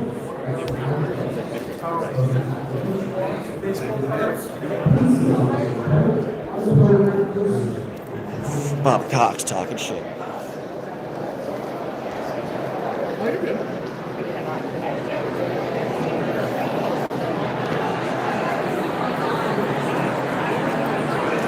This is true, David. I always walk around. No, this is why my stream is different because I walk around. Like you see all the media just stayed in one place. I did not. The problem is it might require a gimbal. Such is a tragedy. We're going to announce the votes, and again, I'm just looking to see if Pelletier gets over 5% or not. Thank you, Haggis Basher. Nice to have you. Red Tsunami, says Osto. Oh, Bob Cox. Bob Cox says most lefties won't survive the Red Tsunami. I think that might be wishful thinking, sir, but I wish you luck. I pledge allegiance to the flag of the divided states of Trump, word earthling, and to the republic for which Trump now owns, one nation under Trump, indivisible, with liberty and justice for only Trump. Love it. Well, we got. I'm a Bob Cox fan. Bob is a Trump fan, and that's okay. That's okay. We all love each other here. Fun to talk to some of the delegates. This is a much less exciting day than I thought it was going to be when I decided to head out here a week ago. Because a week ago I thought there'd be 8 people running, and he'd be like, "Oh, who do you like? Who do you like? Who do you like? Oh, I like this person. I like that person. I like that person." And everybody coalesced. It wasn't a 1952 Adlai Stevenson steals the convention kind of situation, which is probably maybe you don't know. Maybe Pelletier will win, but I'd be surprised. So it is a little sad. I understand the reasoning. I'm not faulting nobody, but it would have been fun, man, because the open America used to just do open conventions. Like the nominating process, and it's good we have more primaries, we should. But if you watch the conventions like 1960, 52, 56, maybe a little 64, last really serious one was like 76. The conventions meant something because you didn't know who the nominee was going to be. And like it's interesting, even though I'm a politics junkie, I don't watch the Democratic and Republican conventions. I don't care. We know who the nominee is going to be, so why would I watch it? What's the whole, it's a dog and pony show. So it's like, why, it's just like, so people could go and speak and show themselves off. It's a bit of a bummer.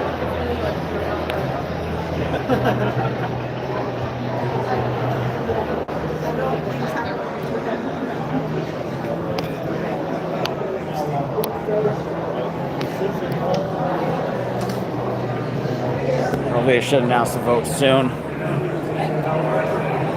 Just walking around, so don't see what's over.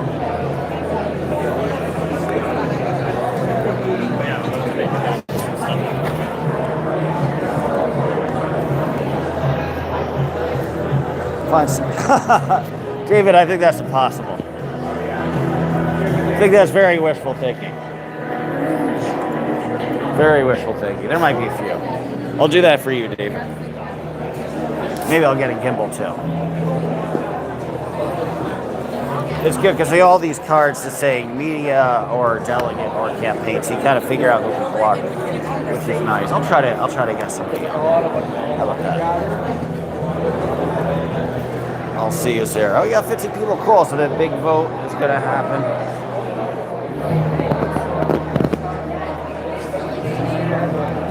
Hey, again.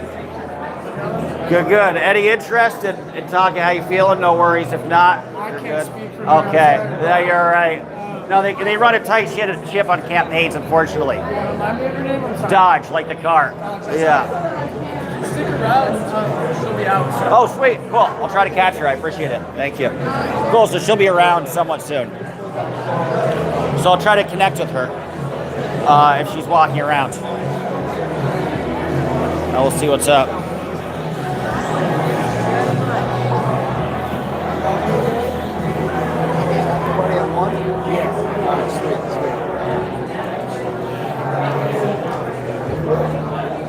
How are you? No pressure. I got a little YouTube. I have a little YouTube, so I decided to come here and check out some of the convention. Curious if you want to talk about who you like, if it's Troy, if it's someone else, and why. Just completely alone. My name is Dodge Landisman. I used to work for local TV news and kind of transitioned just to be alone. So I just have a YouTube with about 10,000 subscribers. Kind of small, bottom of the barrel. But I travel the country a lot, and I did like 6 weeks in Texas covering the primary, covered some of the Michigan primary, New York City mayoral elections. So I'm always interested in races that kind of have national importance. Yeah, I'd love to ask you what issue is most important to you in this election, or healthcare. I'm a veteran benefits. Thanks for your service. You know, when you're getting up in age, you see them more importantly, you know. When I was 30 or 40, I didn't take that too serious. Now I do. Especially the cost of health care, protecting Medicare. That's a big one. Do you feel that your Medicare is safe in Maine, or is there a concern that the wrong? Well, it's safe in Maine, but it's the funding.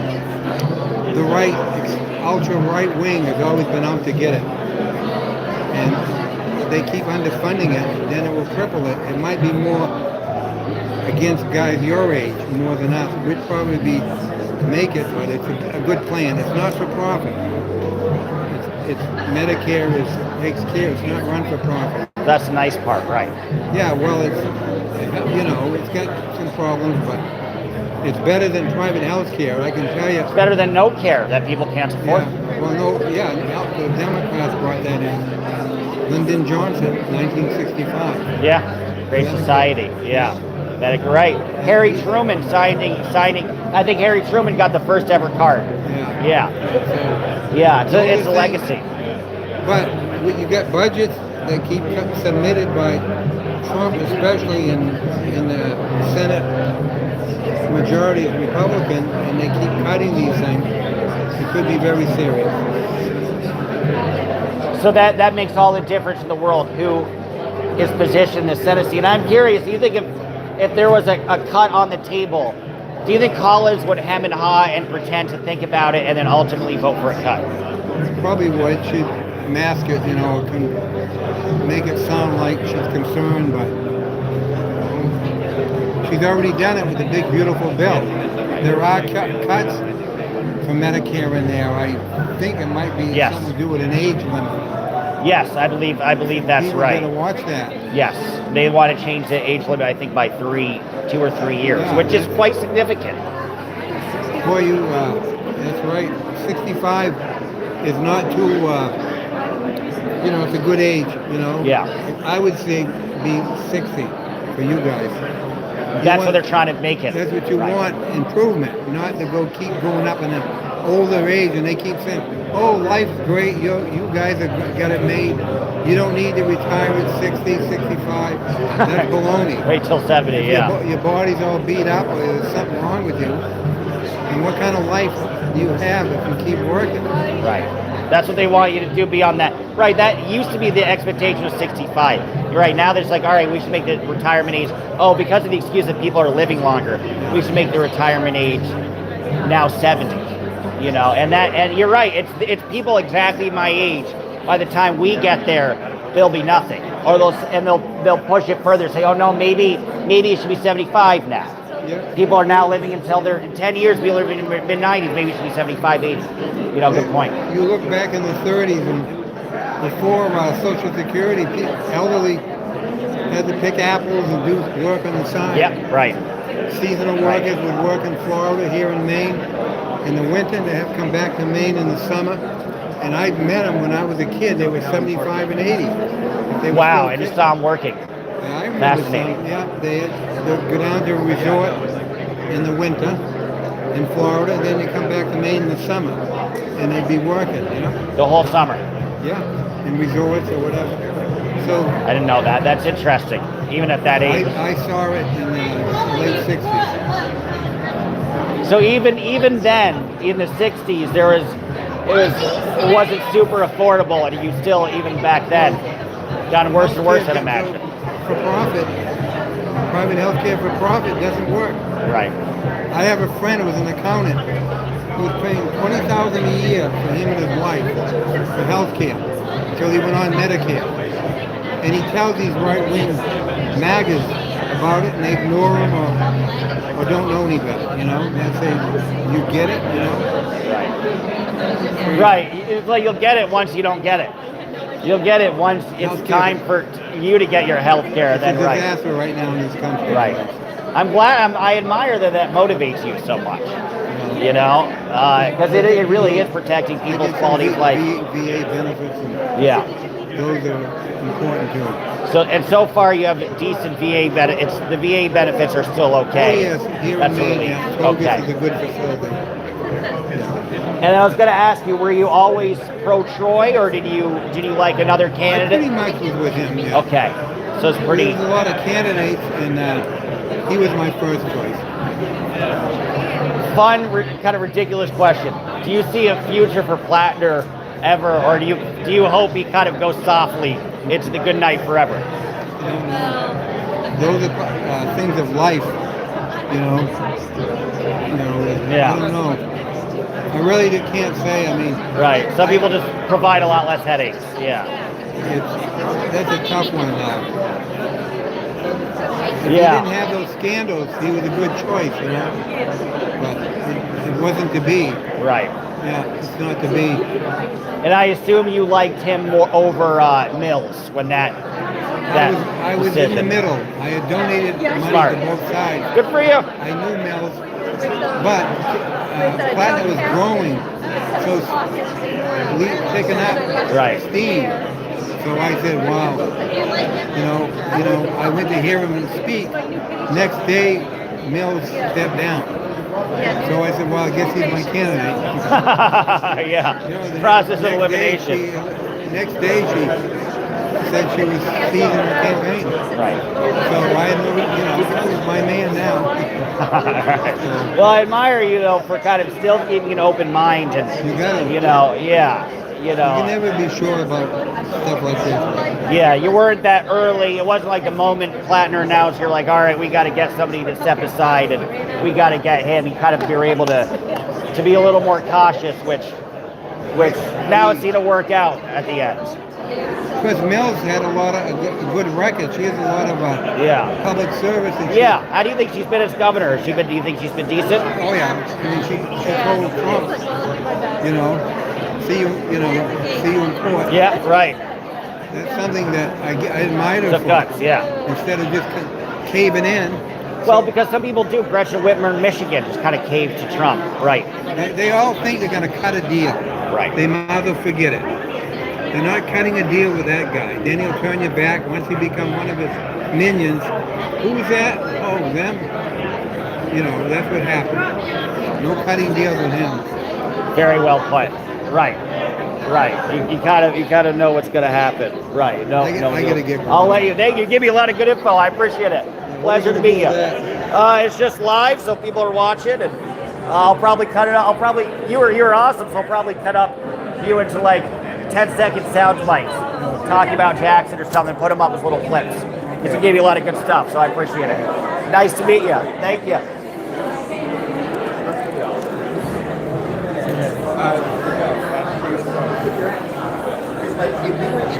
Sorry, David, I cannot fulfill your wish.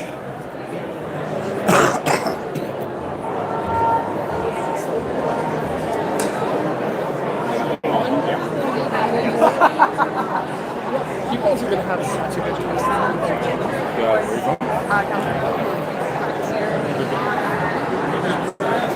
I hope they should announce the vote soon. That would be nice. I still haven't seen my friend Kieran, and I've been looking for him. Oh well. What are you gonna do? Try to see if I know any of the media people today. Today I do not. I do not. Tragic. Oh, there we go.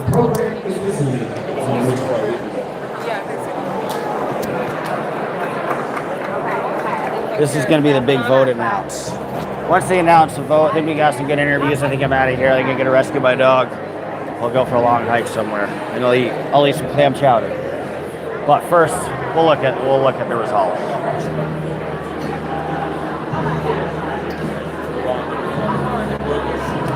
Amen, Jen. Hey, Jen to Leon. Nice to have you.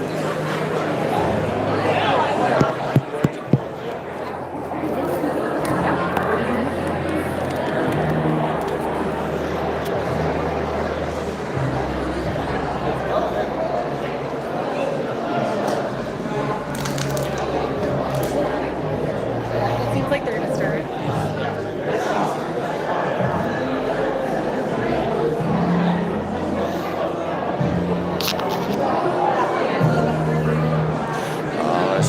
So yeah, now we're just waiting for the votes, and I guess just to talk a little bit. I'm gonna try to get Matthew done that. Try to figure out what question to ask.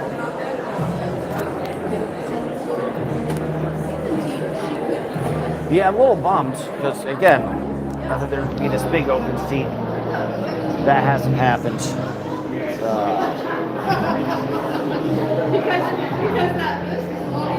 But hey, we're waiting for the votes just for shits and giggles. And there'll probably be like an acceptance speech, I would imagine. So we'll also film Troy's acceptance speech. Then I'll call it a day, guys. In 3 days, by Tuesday, I'll be at the Lindsay Clancy trial out in Plymouth, Massachusetts, which is south of Boston. So stay tuned for that. That might have a little more suspense. A reminder for all delegates to please take their seats so that we can resume the proceedings. Thank you. So they're like, I'm like.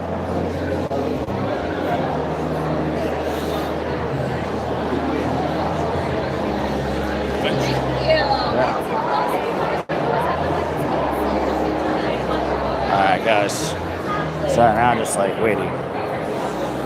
Looking stupid.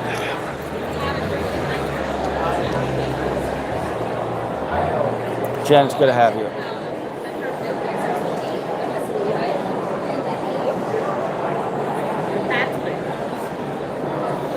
I think people are recoalescing. Hopefully. They don't make it easy.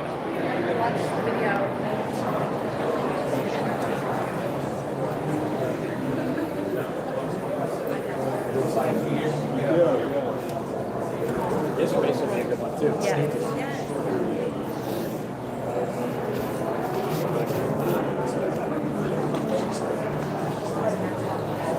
Getting more water because I have nothing else to do. This is a weird part about like covering things on the scene is you just kind of like walk around awkwardly in circles a lot. That's like half of it. Pretty easy gig, actually.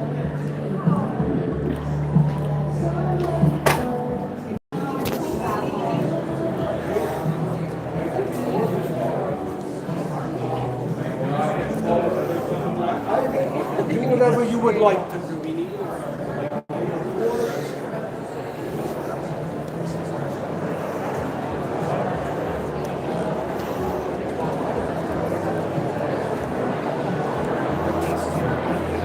Pardon me. Are you good? People are sauntering in. I might sit for a second. I haven't sat in a long time. They even have tables.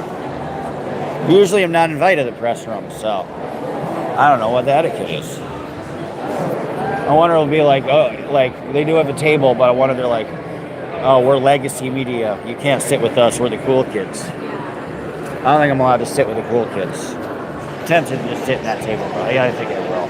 Wouldn't that be nice? See if I missed any of anybody's chat. Kid Fresh, you good to have you.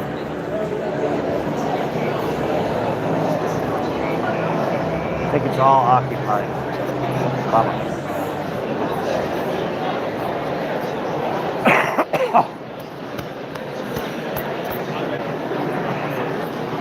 Based outfit of the day.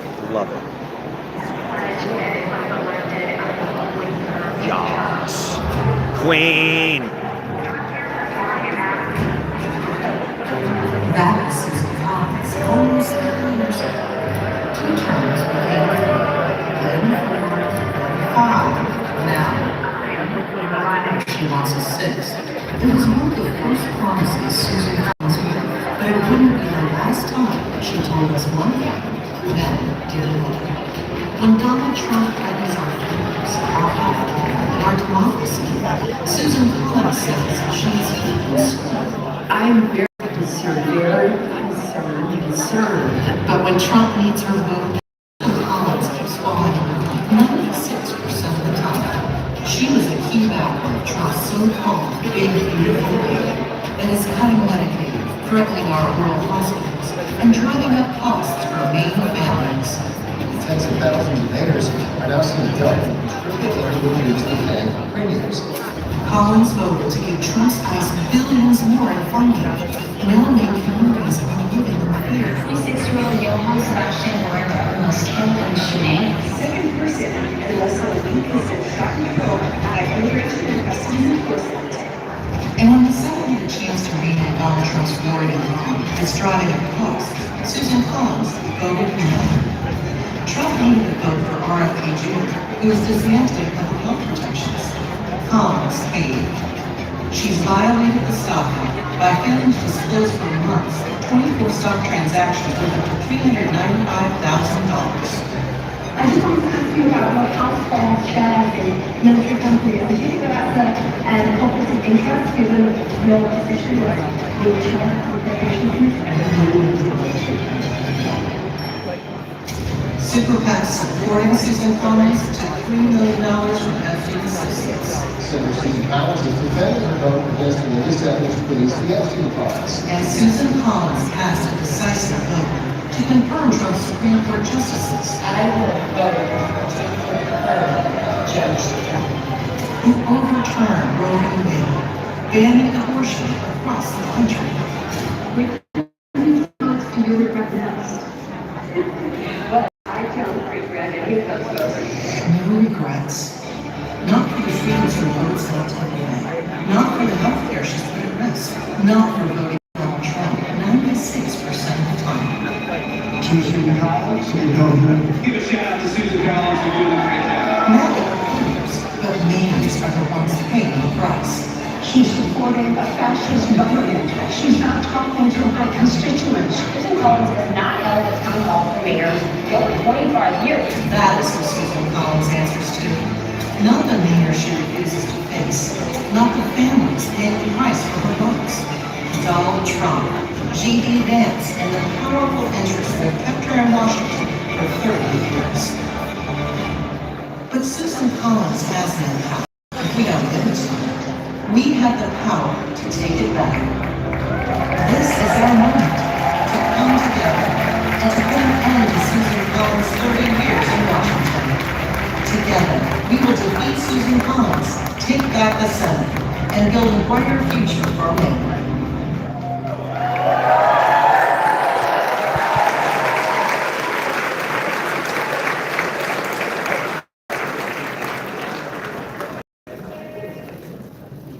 Please welcome MDP Executive Director Devin Murphy Anderson.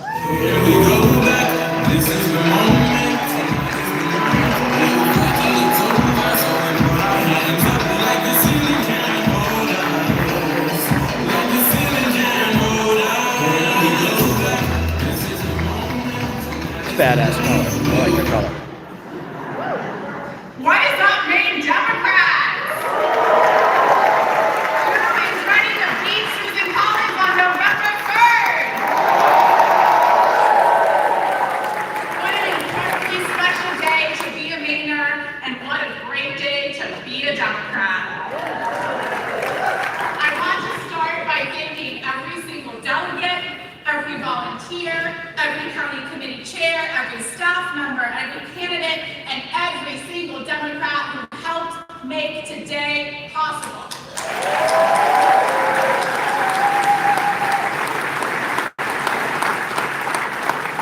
Over the past few weeks, we have asked an incredible amount of this party. We have asked so much of you. We've asked people to adapt quickly, to organize on an unprecedented timeline, and to step up for our state and for our country, and that is exactly what every single one of you did.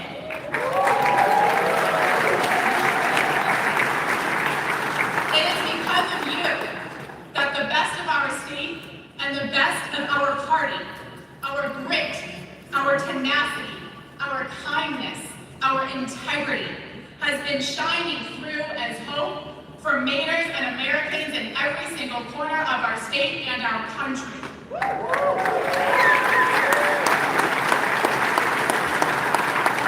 And this has been an incredible exercise for us, that democracy, while sometimes really messy, is always, always worth fighting for.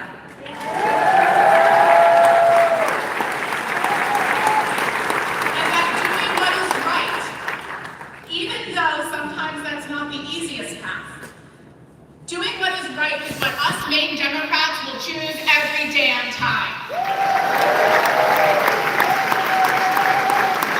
And that there is no amount of pressure, or noise, or national attention that will cause us Mainers and will cause us Democrats to stray or abandon our values.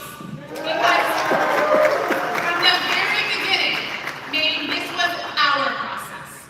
And when push comes to shove, what us Mainers always do is choose each other.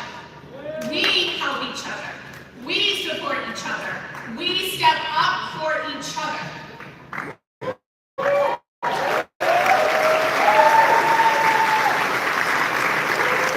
just so happened that this time that we were living out our values, we did it with the world watching, so thank you.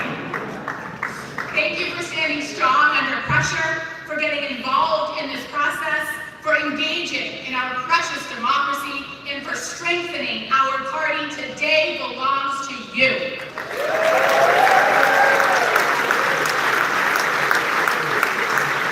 I am so incredibly proud of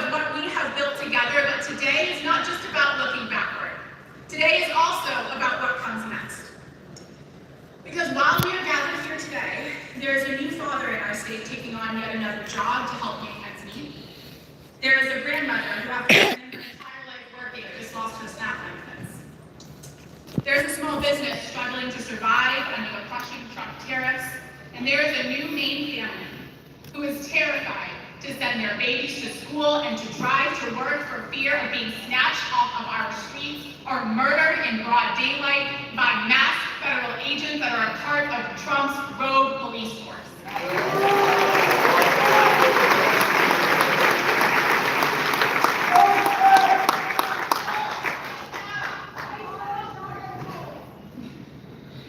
That new father is my little brother, a lobsterman in Hartsville.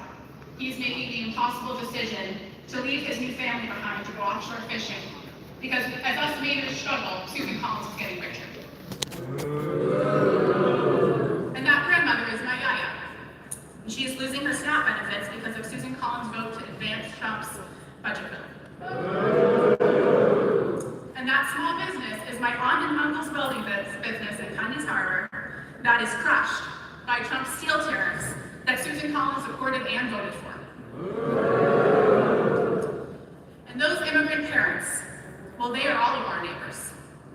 And they are living in fear because Susan Collins stood with Trump and voted to hand ICE a blank check to continue to fund the terrorization of our communities. They are why we are here today. Our communities and our neighbors and our families and our friends deserve better than Susan Collins.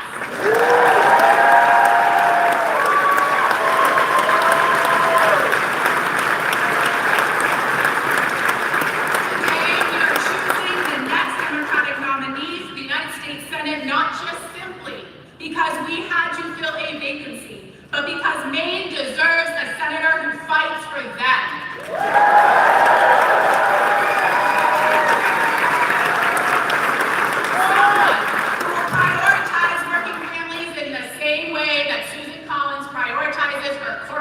Billionaire donors. And we deserve someone who will protect our reproductive freedom, not Susan Collins, who sticks it away with, her words, no regrets. And we deserve someone who believes that our democracy is worth defending like every single one of us in this room and not put it at risk by voting with Donald Trump 96% of the time. This election is about the future of our state. It is about each other. It is about the future of our country. And it is about accountability. For way too damn long, Susan Collins has promised one thing and delivered another. And time after time after time, when the stakes have been highest for us Mainers, she has chosen her donors and her corporate interests over the people she represents, which is us. And let me be very clear, this moment belongs to us. This election belongs to us. And that this opportunity before us today, in just a few minutes, we will have our Democratic nominee for the United States Senate, and from that moment on, every single one of us will have the same job. We will leave this convention as one team. We will walk out of these doors as the Maine Democratic Party that is stronger than ever.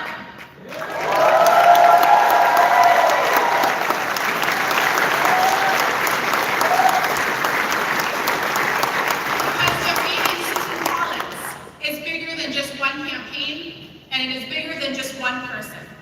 And the world, to be clear, will continue to watch. Because this race has consequences for Americans in every single corner of our great nation.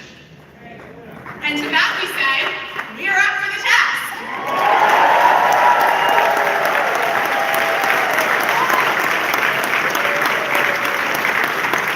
Because as the world also now knows, us Mainers are fighters, and we lead with integrity and kindness, and our eye has never once left the ball. And that North Star is to beat Susan Collins in November.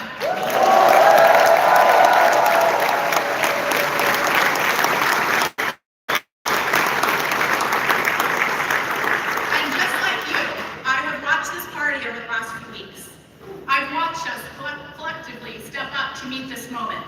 I've watched our staff and our volunteers work late into the night and around the clock and pull a lot of old all-nighters. And I've watched county committees solve impossible logistical challenges. I've watched Democrats who have never been involved before raise their hand and say, how can I help this party? How can I help this state? How can I serve my country?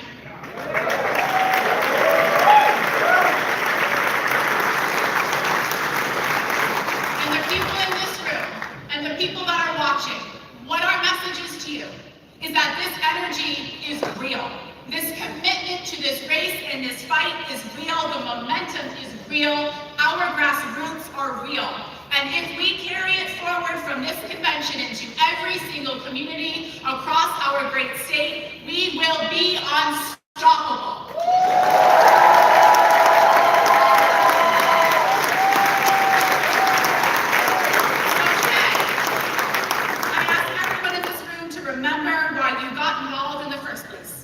Because I can guarantee it wasn't because the path was guaranteed.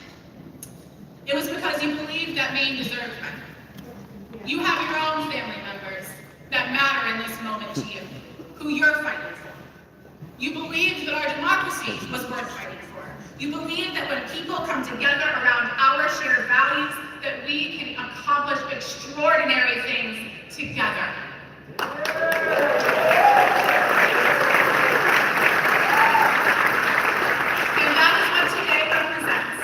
Not the end of a process, but the beginning of real change. So, let's leave here united.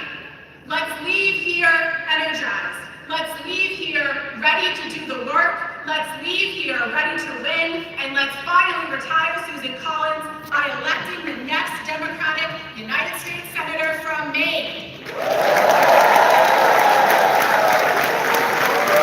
Thank you, Maine. Thank you, Democrats. Announce the vote soon. That's what I'm waiting for. Please welcome back to the stage, MVP Chair Charlie Diggins. Keep getting MGP confused with NTP. Different countries. Good morning again. It's still morning. The Tellers Committee has certified the final vote to me. All right, she's gonna get over 20 if she gets over And to the Secretary, 30 votes. pursuant to Section I'll be impressed. 10.7 of the call.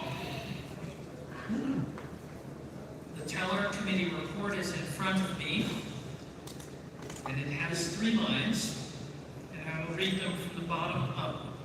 You should all be proud of yourselves. The number of invalid ballots is 0.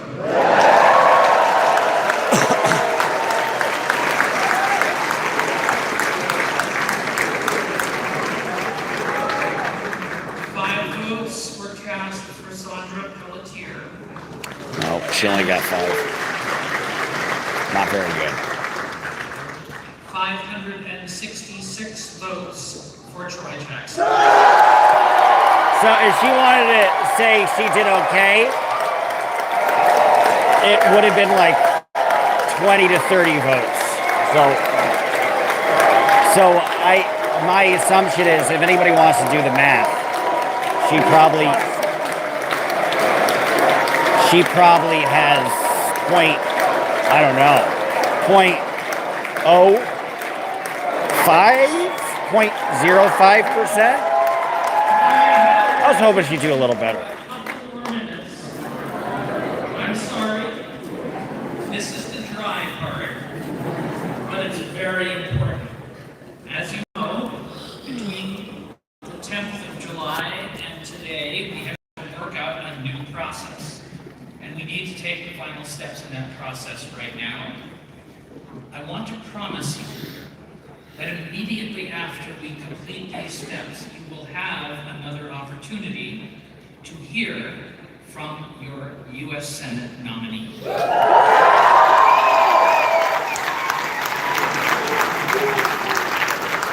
please don't leave after the gavel. Thank you. The chair recognizes Jeanette Rivard. Jeanette Rivard, a state committee delegate, and understands that Jeanette Rivard moves the adoption of the convention report by the members of the Democratic State Committee. That report reads as follows. Pursuant to the procedures set forth in the call for a nominating convention and the certified vote of the nominating convention, the Maine Democratic Party, Sit down for a second. you read this motion correctly, I'm sorry. The Maine Democratic State Committee formally selects Troy Jackson as the replacement nominee for the Maine Democratic Party's candidate for U.S. Senate on the 2026 general election ballot. The Maine Democratic State Committee further authorizes and directs the chair and secretary of the Maine Democratic Party to deliver the required certificate to the Secretary of State in accordance with Title 21A of the Maine Revised Statutes, Section 363, and to take all other necessary steps to effectuate the placement on the general election ballot of the party's chosen replacement candidate. Is there a second for Ms. Rivard? It has been moved and seconded. This vote again is a vote to be taken only by the members of the Democratic State Committee. So those of you who have Democratic State Committee credentials and you are seated together, would ask you to use the cards that you have been given, a green card for yes and a red card for no. All those in favor of adopting the nominating convention report, which I have just read, please raise your green cards.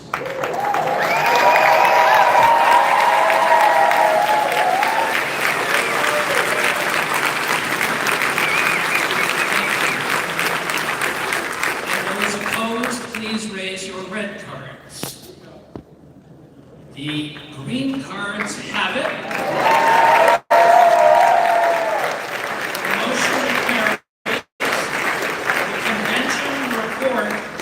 Hereby adopted, and Troy Jackson is officially certified as the Democratic Party's nominee for the United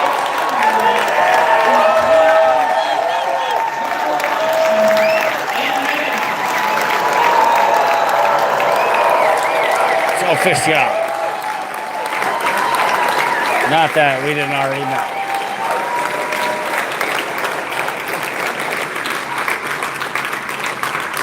There being no other business necessary to conduct this convention, we are now ready to adjourn. Is there a motion to adjourn? It has been moved and seconded. All those in favor say aye. Aye. Oh, what? It's a reflex. Opposed, no. This I used to be convention part of the community is board and did adjourned. that.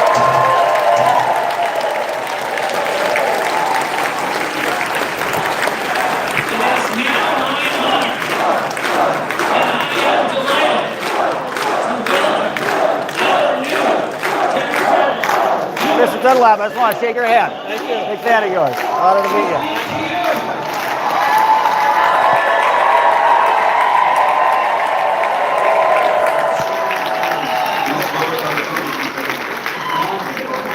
I think about my wife, my granddaughter who hasn't been born yet, and those things to me are everything in this world.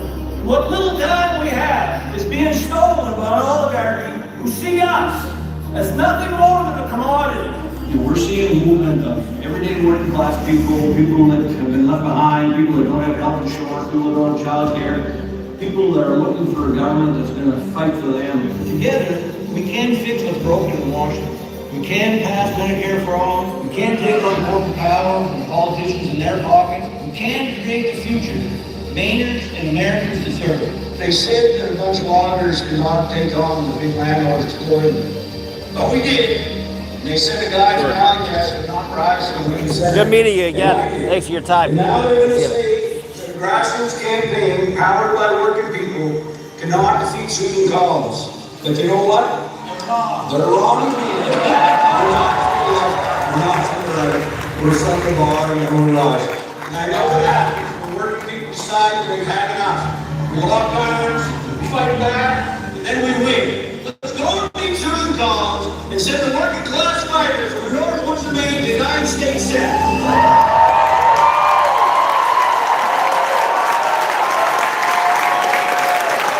Please welcome your Democratic nominee to the United States Senate, Troy Jackson.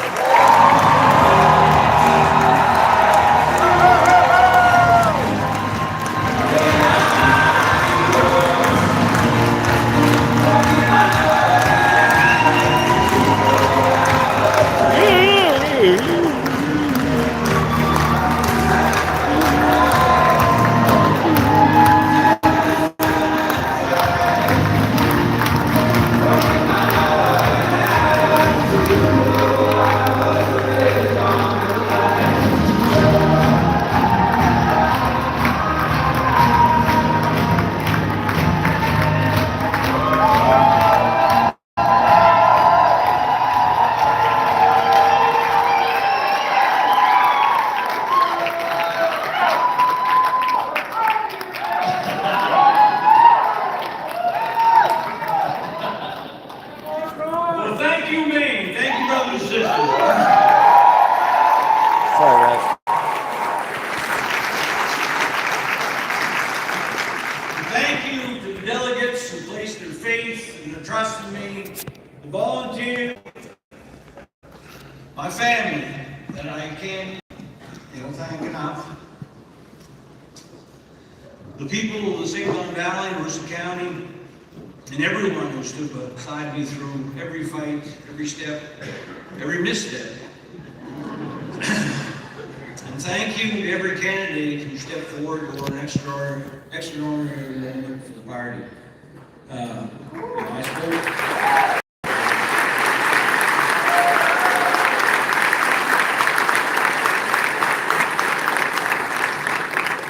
I just spoke with Sandra back, and Sandra is all in on trying to make this happen. Yeah, I really appreciate it.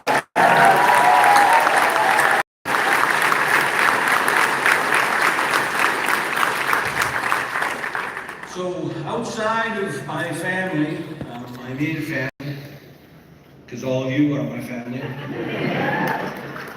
outside of them, this is the absolute honor of my life to accept the Democratic nomination for the U.S. Senate.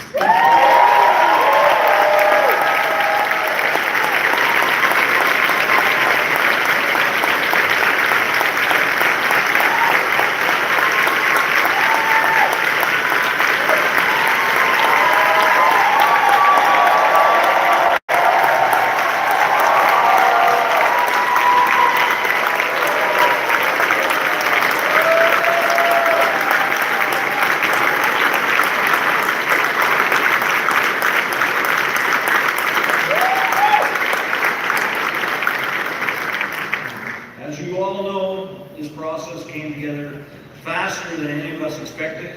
And again, the Democratic Party, Charlie, the whole staff, Devin, incredible work. But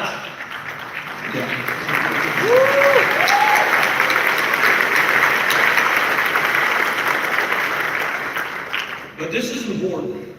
The movement represented in this room did not just begin 2 weeks ago. Whether you supported me from the beginning, supported another candidate, or are still deciding what you think of this fifth generation logger from Allagash.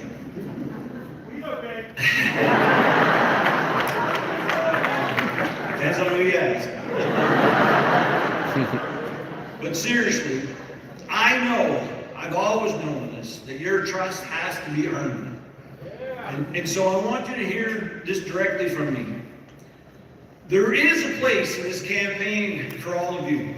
There is work for you in this movement. And I will spend every day, now through November, earning that trust. Because today, we turn the page. Today, this becomes a general election campaign. And today, we begin the work of defeating Susan Collins' members.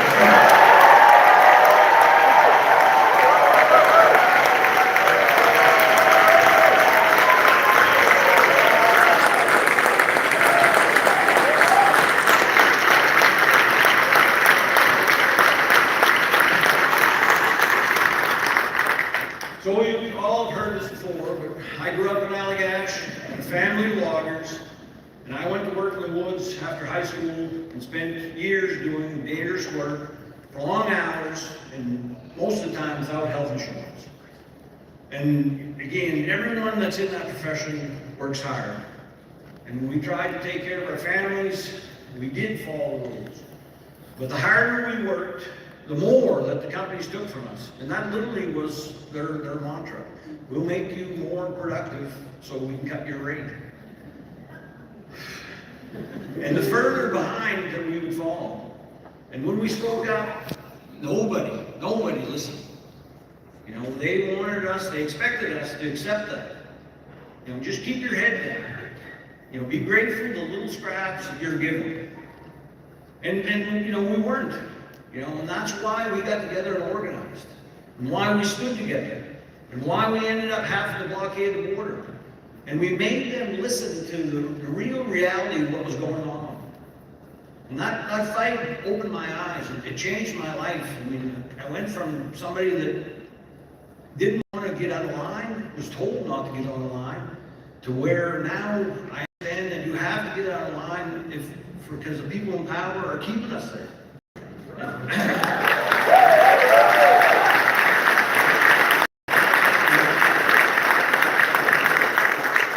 So it really teach me that working people, despite all of our challenges, are not powerless. You know, we're only made to feel powerless when we stand alone, and that is what they try and do, is divide us. And that's why I entered public life. You know, fought for working people in the legislature and in the Maine Senate. That's why I'm running for the United States Senate today.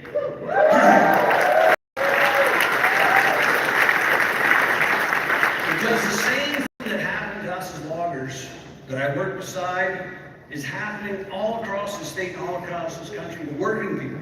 And working people are in their sights all the time.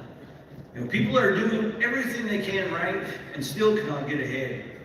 They're working 2 or 3 jobs to survive. And this is important too. It's something I've tried to talk about for the past couple months. It's something I don't know if I can actually articulate it, but we're losing what little time we have with our families. You know, I spend all my time trying to catch up for a life lost with my kids. And I see it, you know, with people everywhere. You know, they've made it so hard that we're always chasing something to try and put it all together, and our families suffer. You know, they always do. And you know, trying to fight for the things that make your life worth living, to me, is the greatest thing that any of us can do.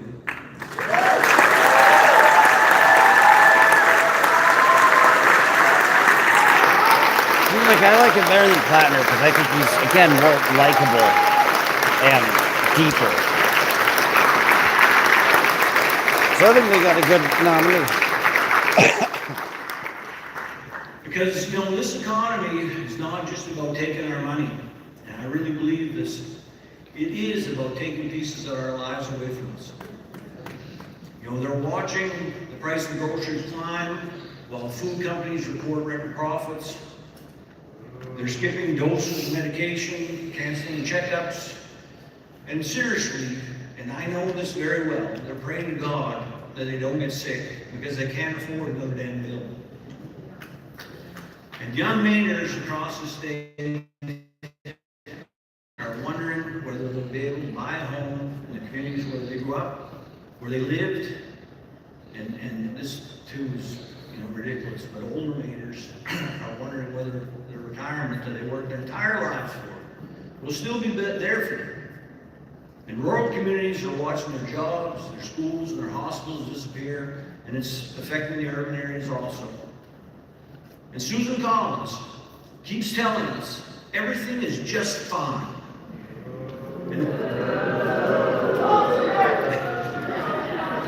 And you know, they act like, you know, we're idiots. You know, we know it isn't. And we all have eyes. We can see what's happening. We can see our paychecks and the bills that we have. And we know that we are getting screwed and we also know who's to blame. And I'm running to change that.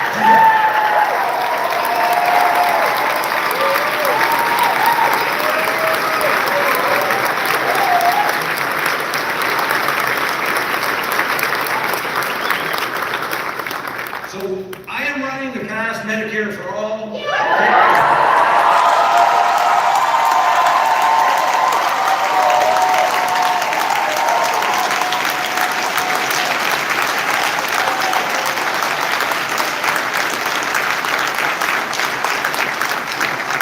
Take on corporate price gouging and build housing that folks in the state can actually afford.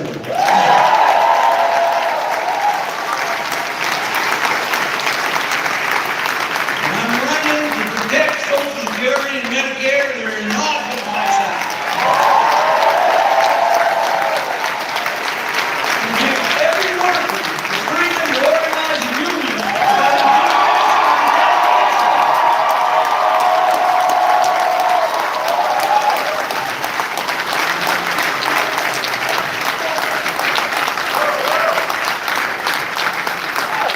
and I will fight to restore abortion rights nationwide.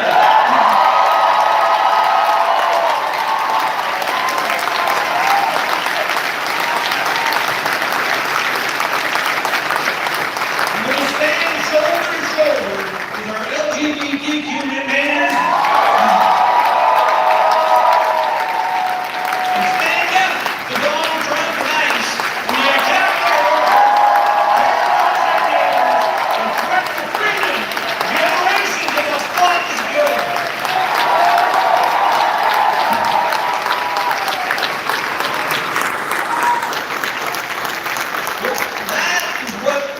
That's what all of us here in Maine deserve from the next United States Senator, and in the exact opposite of what Susan Collins has given us.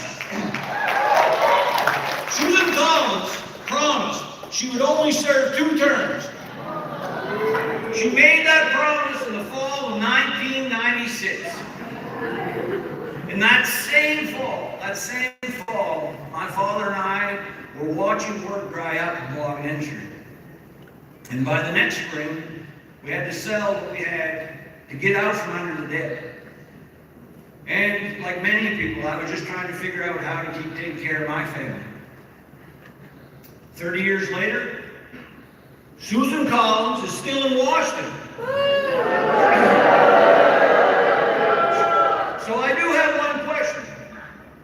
Who has she served? She has served Donald Trump. She voted with him 96% of the time. She helped deliver enormous tax breaks to the corporations and the wealthy on our backs. And she voted to confirm Kavanaugh and Gorsuch, the Supreme Court justices who overturned Roe versus Wade. She has served the billionaires and corporations that fund her campaigns. And they've spent millions to keep her in Washington. And in return, she's voted for historic tax breaks for the people at the top, while working man families are left paying the bill. And when Mainers needed her the most, she has served herself. And Collins is now worth millions, and she still refuses to support a ban on members of Congress trading stocks. I mean, that is Susan Collins and I both come from Worcester County. I thought Worcester was over here.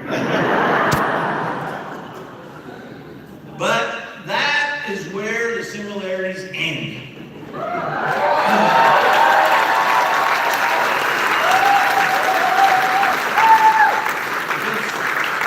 I've always known, I know now, I'll know tomorrow exactly who I work for. After 30 years in Washington, she definitely seems that she's forgotten. For 30 years, she's told us that she's concerned. But look, concern is not courage.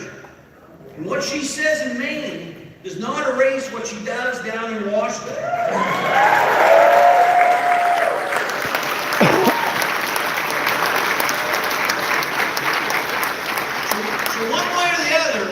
this November, she will answer to the people of Maine. Because this election is not going to be decided by corporate PACs, big pharma, insurance companies, or the billionaires funding Susan Collins. It will be decided in union halls and at kitchen tables. It's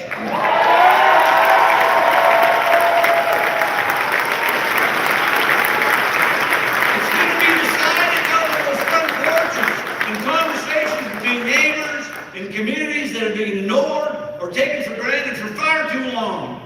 And it will be decided by people that have never volunteered for a campaign before.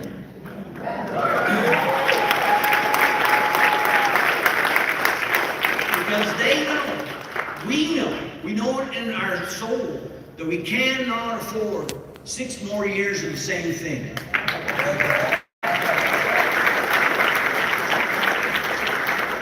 And that's how we, together, we will win this. You know, person by person, town by town, county by county.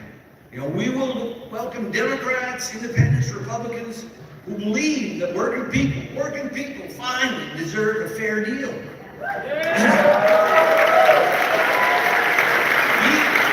Even when we don't agree on every issue, because this movement is not from the left, it is not from the right, it's from the bottom, and we are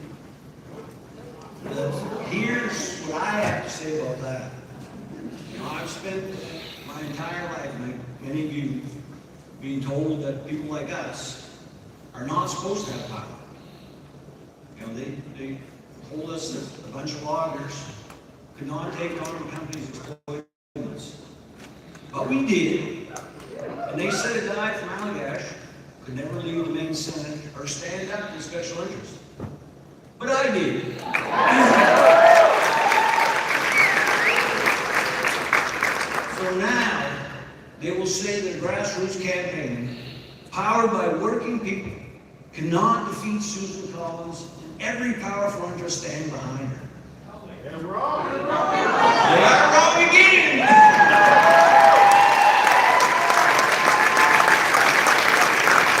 But we can together, shoulder to shoulder, we can defeat Susan Collins and we can take back that Senate seat. And we can build a government that finally works for working Mainers, not the power brokers who write the biggest checks anymore.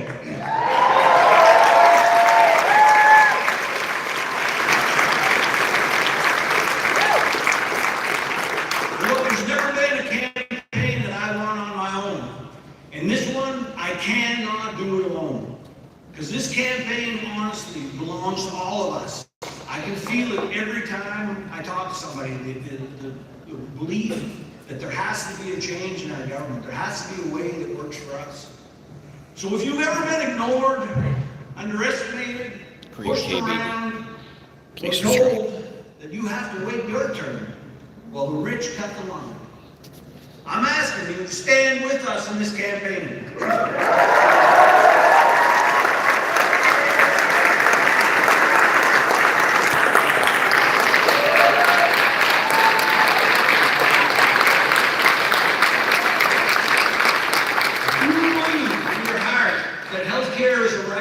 Stand with us.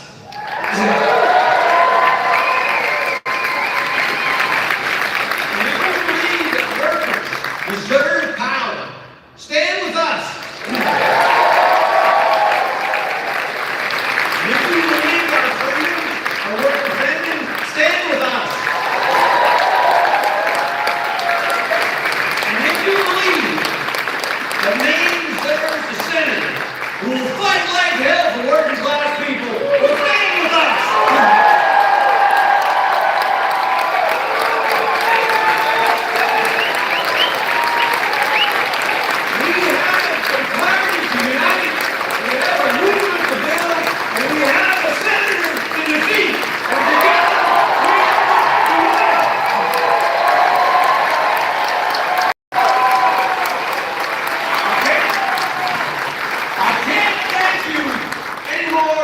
I'm so inspired by all of you. God bless you, and let's keep the work winning this race. All right, here we go.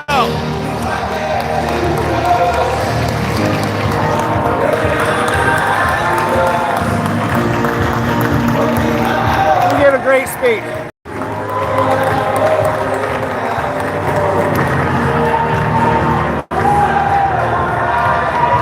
Alright guys, I got a dip kind of soon. Please do subscribe.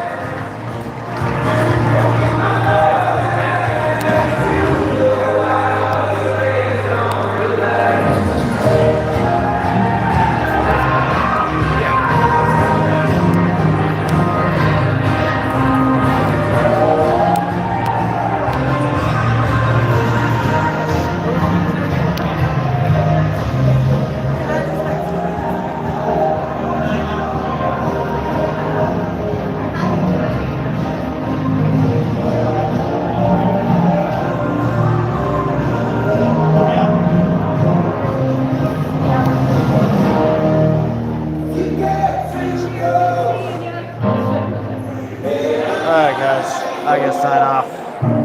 Unless I get to see this little press rubber.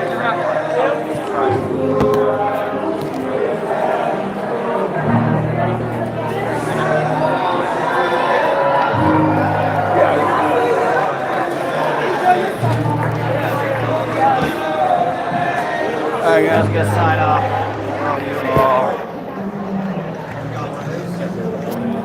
Thank you for watching. So this is the Maine Convention. And that's pretty much it. I'll be back to probably film some rallies and things when the debates happen and all that.